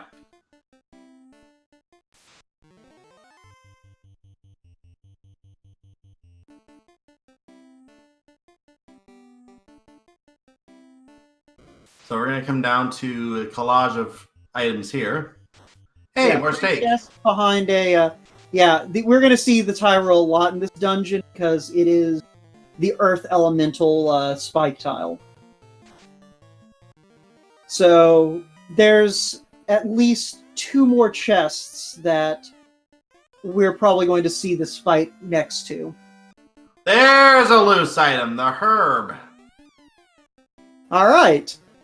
And Guelph commented in SRL, finally. So Now, we still don't have the key, I believe. So that could lead to the key, and that could lead us back to Marsh. So those chests do suddenly open up as a possibility again. yeah, okay. But if you have the key, you're not going to Marsh first. No, you you're have going to the Northwest castle. you You're have going to the Dwarf dwarfs. Cave, you have Canaria, and you have Temple of Thieves. There are Agree. yeah. A lot higher chance destiny. I agree. Mm-hmm. And also, you go back to Sea Shrine because He's leaving without finishing Earth Cave. I'm actually surprised by this. Is he not? I thought he had the rod by now. no, he does have the rod, but he wants to find out if that's his or his loot or is anything. Like at this point, he wants to know like if this is his key, he's gonna go Loot. check all those key lock chests. Loot. All right, so here's the thing. Here's the thing. He's either going to he's going to find a crystal or a ruby. At this point, we have exactly 2 incentive locations left, 2 fetch quest items, and the key. Which is itself a major fetch quest. Well, yeah, but okay, here's the thing. The key cannot be a loose item at this point, because that would mean the crystal is locking the ruby, and the ruby is locking the crystal. So we're going to find the ruby. The ruby is going to take us to the crystal is going to take us to the key. Or we're going to find the crystal, which will take us to the ruby, which will take us to the key. But yeah, no, I can actually see exactly why he would exit out there. If that herb had led to the key, he doesn't have to open another box in Earth, because he's more likely to find his loose item in the key lock chest. Or at least he can go check the key lock chests and then come back to Earth and open the boxes if he doesn't find it. But because it wasn't the key lock chest, now he has to dig through every box in here and find the other trade item. Meanwhile, the white shirt was located. He is going to make an effort to pick that up and use it.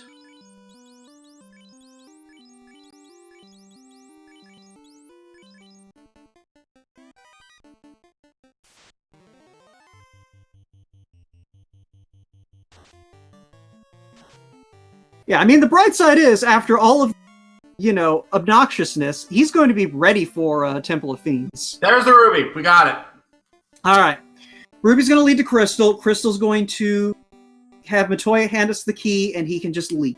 He can just finish this game. He doesn't need to open anything on this 3rd floor now. It would have been a long slog, but he doesn't have to do it now. He's skipping past everything now. He is, I guess in a sense, kind of in a go mode at this point. No, he is absolutely in go mode. He's got the weapons, he's got the spells. Literally, all he needs to do is go kill Lich and then carve a bloody path to the bottom of the Temple of Fiends revisit.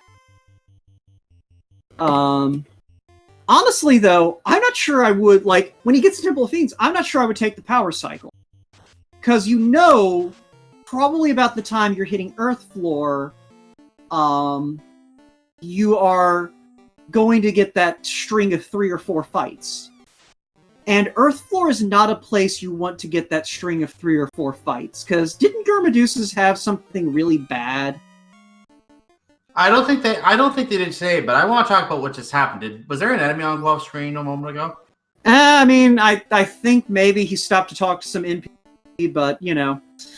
I mean, they aren't important. That's why they're NPCs. Yeah, exactly.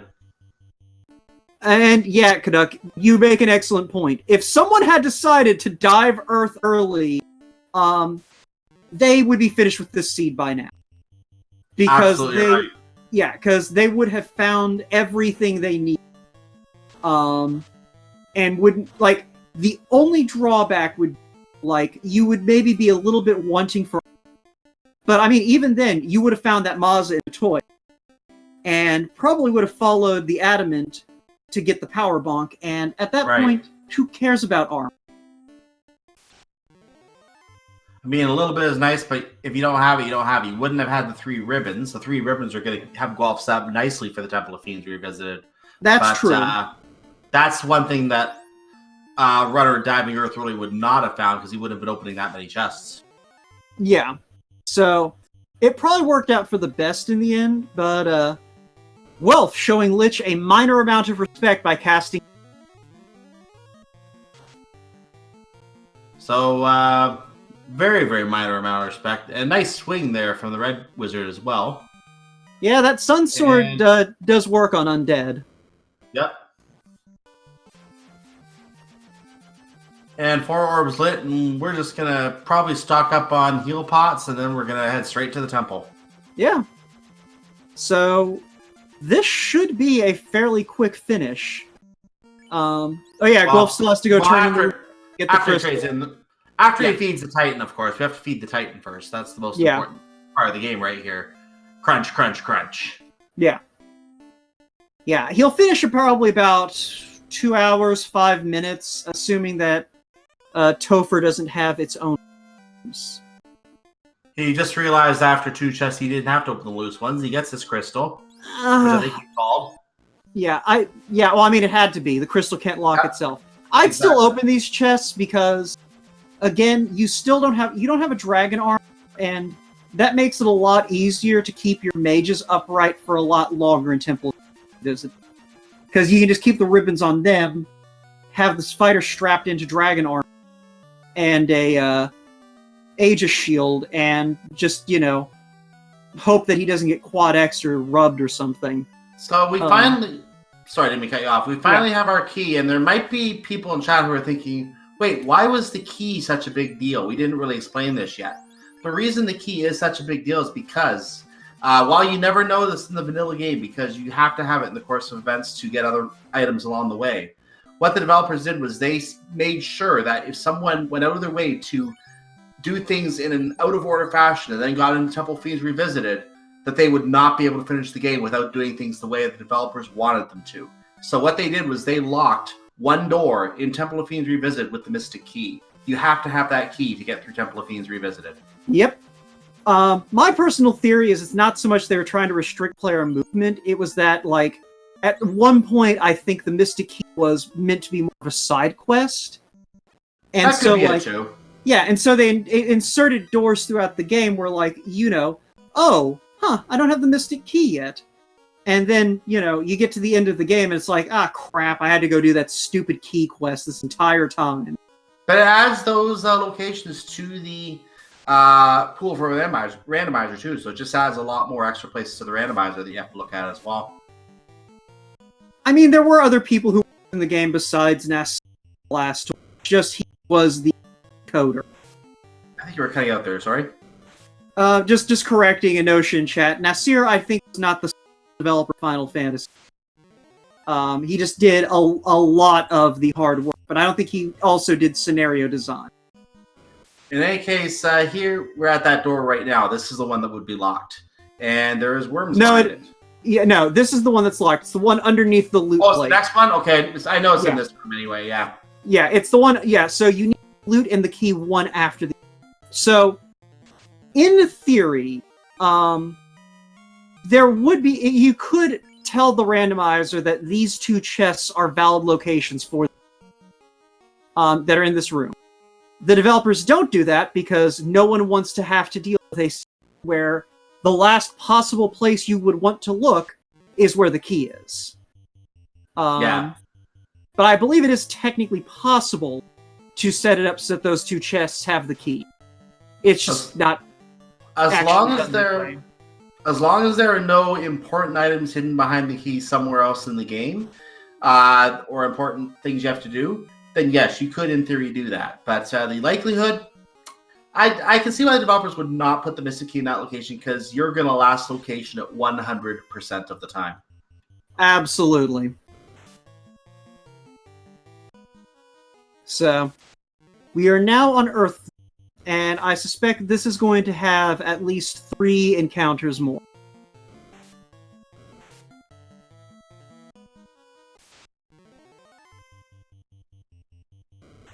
I think you're going to have a higher number than that. Well, okay, see, that's what I was talking about, though. We saw this on Carry Floor. We saw this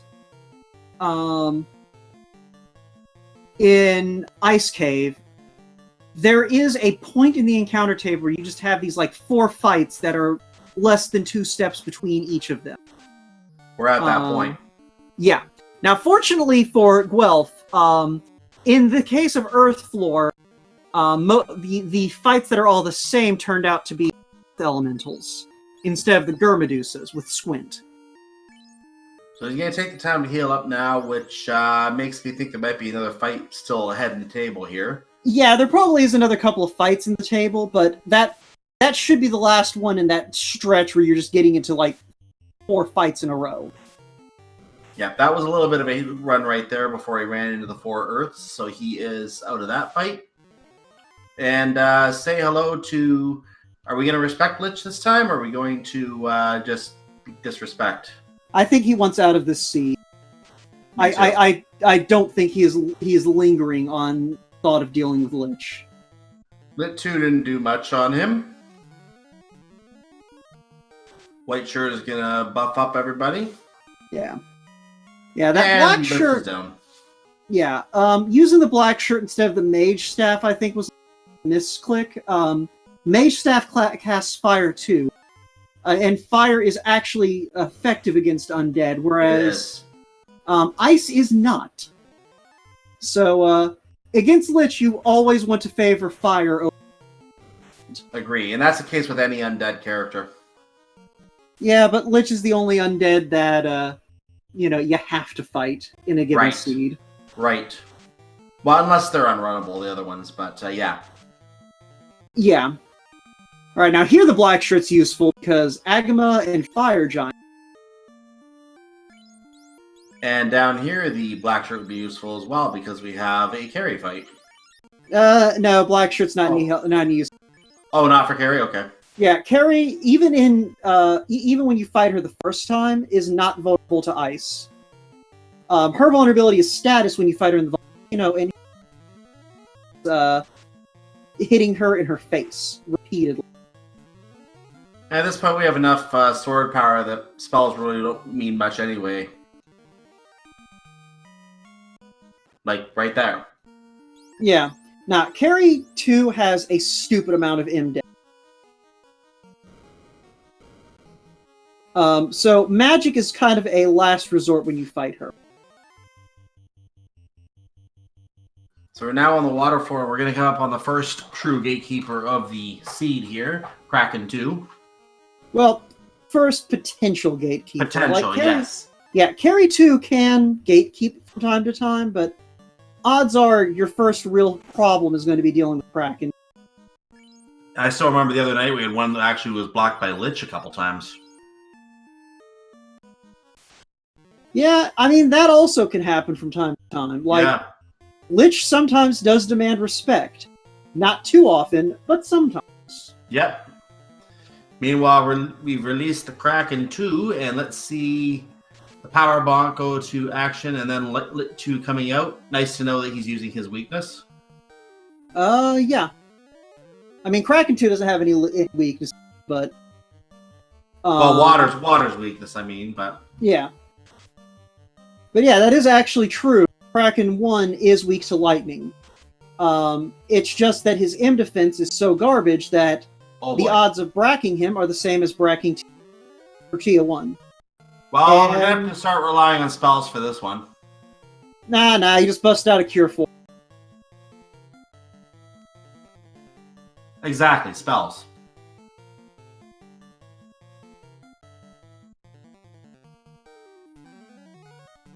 Yeah, I have to think about that for a second, but yeah, this is the correct move. You drop that Cure to pick the fighter back up.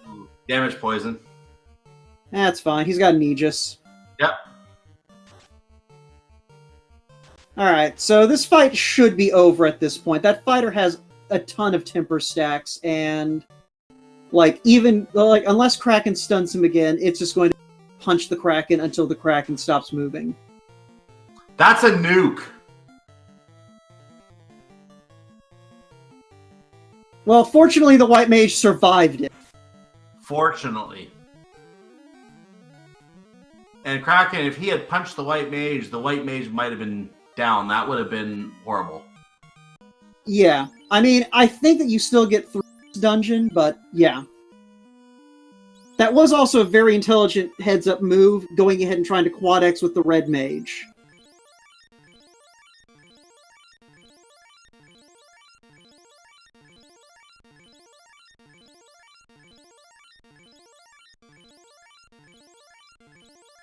So it looks like Lich and Carry were both weaker than their vanilla HP, and it looks like Kraken was possibly slightly stronger, but he could have still been weaker. That last hit was 900, so doesn't mean he had 1800 HP. He could have had about 1100 for all we knew. Yeah, well, I think Alastair is referring to a different Kraken 2 that he fought, but the important thing is that Kraken 2 still had a healthy amount.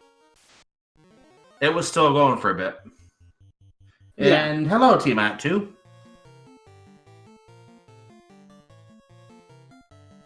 So fortunately, though, Guelph still has plenty of gas in the tank, and just needs that White Mage to stay upright.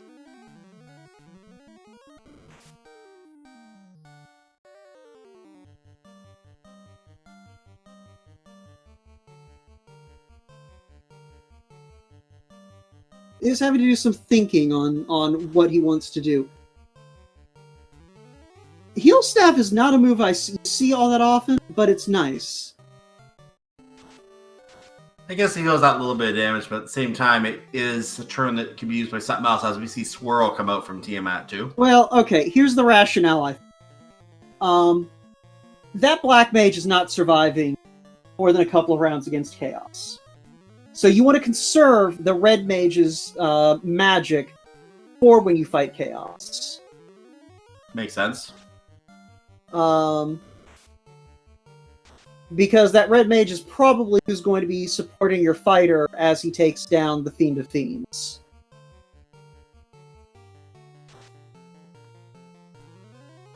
And yeah, to address the question in chat, I like to call Final Fantasy I the greatest unlicensed D&D game ever.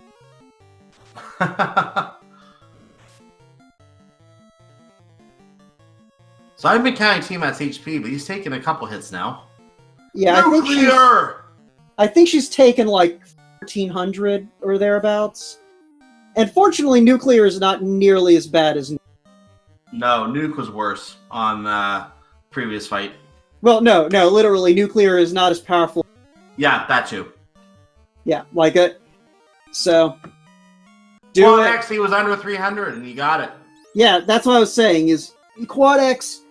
Quad X is a spell that I will never not take if I can afford it. Because Power Word Kill is very effective when none of the bosses who aren't called Chaos resist death. Well, except Lich, but you don't need to Quad X Lich. That'd just be silly. And we have some speed bumps on Guelph's side as he's on his way to the stairs to the last floor. Well, and there are no other fights on this last floor except for Chaos himself. So this is the final fight now. Mm-hmm. And we are sitting at about 2 hours, 6 minutes, and 22 seconds. And our time might be a little bit off, even on that. Well, no, that is the time from when the race bot said go. Yeah, but we're probably about a half minute ahead on that because of the delay. But well, okay, fine. But the time literally right now is now like 7 seconds since the race started.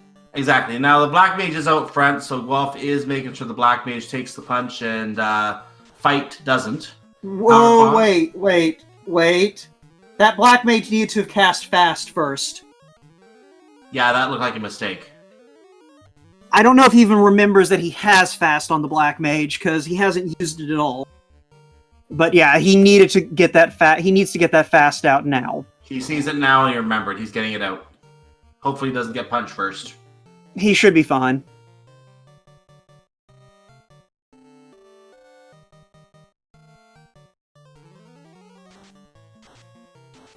Yeah, he's just basically Blaze, the mages he's are fine. there to power up that fighter.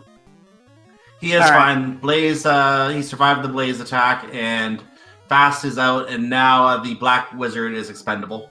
Yeah, I don't think he moved his ribbon onto his knight, unfortunately, but he should be able to keep the healing up between his red mage and his white mage to where, like, the fighter should be fine, especially with all the temper and power bonks Never mind. This already just stacked on chaos. Chaos is weak. Never mind. All right. So anyway, Oh. chaos is dead. So that's an official SRL time of 2 hours, 7 minutes, and 15 seconds for the actual final time there. And get your GGs in chat. Okay. So I will grant you, Cyclone, when we were quibbling over time, that was in fact when Guelph was finishing the race. Yes.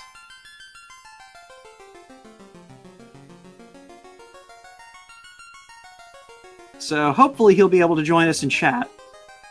All right, there he is. He's already in here, so we'll go ahead and bring him in and say GG, Guelph. Yeah, GG, Guelph.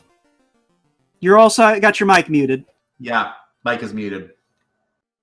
How about now? There you go. Mike is no longer muted. All All right, right. great.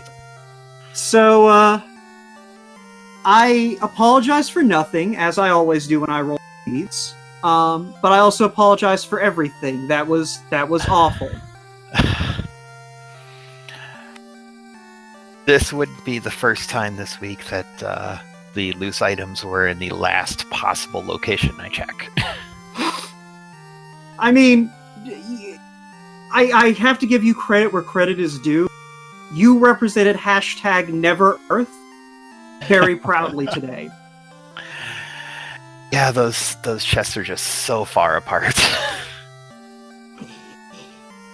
Chest density is better literally everywhere else. Yeah, Absolutely.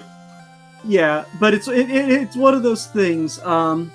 Let's see. Things that did happen with Math Girl. She found the Mazda super early, and so we spent most of the seed wondering when you were going to go to Matoya's. But on that subject, for future reference, the Light Axe is a better weapon than the Were Sword by about 10 points of offense. Okay, good to know. Yeah, like I think the Were Sword might have an accuracy Light Axe, but it's not enough to make up the difference in damage. Early game, the mages were carrying me well enough that the sword wasn't that big a deal. Yeah. Right. Let's see. Other things that are good to know about, or other things that we noticed in the course of the scene. Was there a reason you didn't swap a ribbon onto your knight once you hit Topher? I think because I had the Aegis shield, I probably forgot that I also need the dragon armor to really be safe. Yeah. All right. So, I mean, it's one of those things. Even if you do have Aegis and dragon armor, it's almost always advisable to put that ribbon on your knight anyway. Unless, the only time you might want to resort to the poor man's ribbon is if you only have found one ribbon and your knight can't learn any life spells. Right. So that's something else to kind of keep in the back of your head as you move this tournament and into the 1-0 division. You or your soul. I'm assuming next week will be a much more difficult match. Well, next week we have no idea what. Yeah, we don't know. They have to roll them after the last match on Randomania tonight. So Yeah, so we don't know what tomorrow. the seed's going to be. Right. So, okay, one thing that we did notice that fortunately didn't come back to bite you, and you're going to hear us worrying over it as you get deeper into trying to find the loose items. Yes. We think you skipped a chest in Volcano by accident. The hairpin chest on Armory Fair, it looked like you got into the fight, and then once you got out of the fight, you just walked away. Chad also, that's Chad entirely also- possible. Yeah, Chad also was saying that you didn't open the chest, so I think there were a lot of people who made a comment on that. So you Yeah. will see that was probably missed. Yeah. Now that I think about it, I probably did.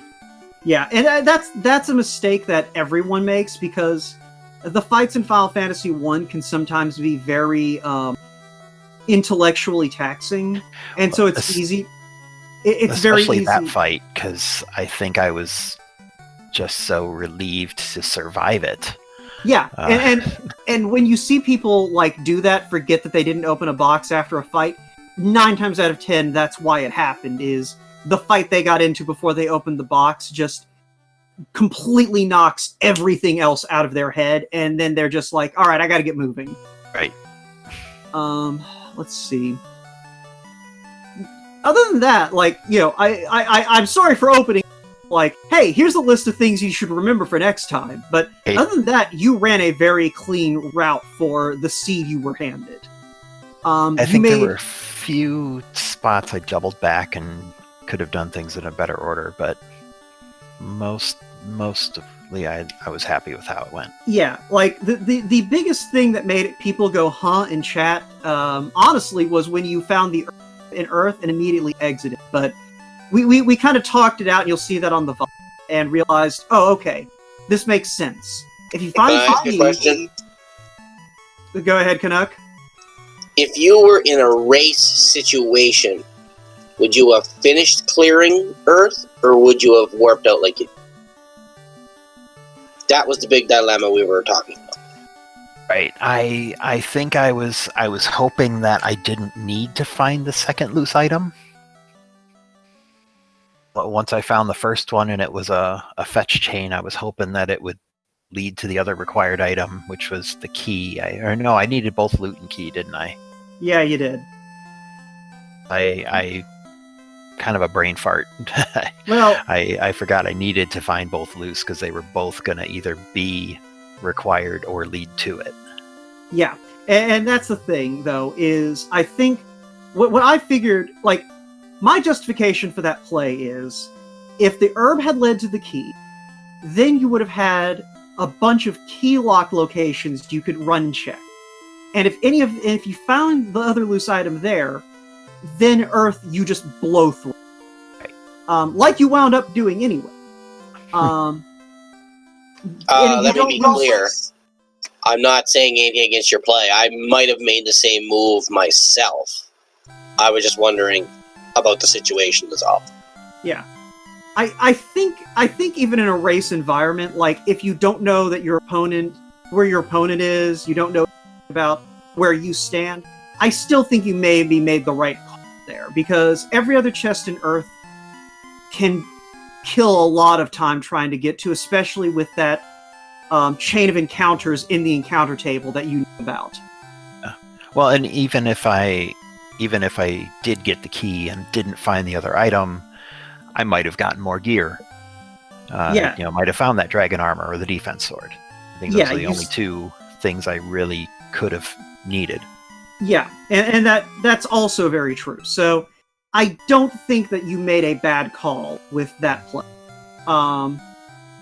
It was early enough in the Earth that it took 30 seconds to get back past that chest. Yeah. So it's one of those things like it's one of those things I like the. Obviously, I think probably the only thing that would have bitten you in the butt is if you were in a tight race with an opponent, and your opponent decided to finish checking the floor,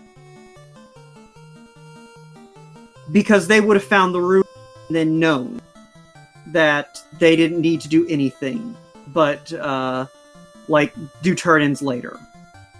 And that might be something to consider the next time around, is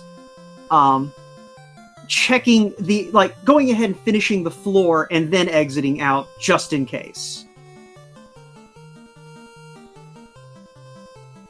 But yeah, overall though, you generally handled all of your fights very well, even ones that definitely tested your ability. You'll see, if you go back and watch the VOD, you'll find a couple other places where we make certain points about things, but overall, I think you ran a clean seed. I like how you did.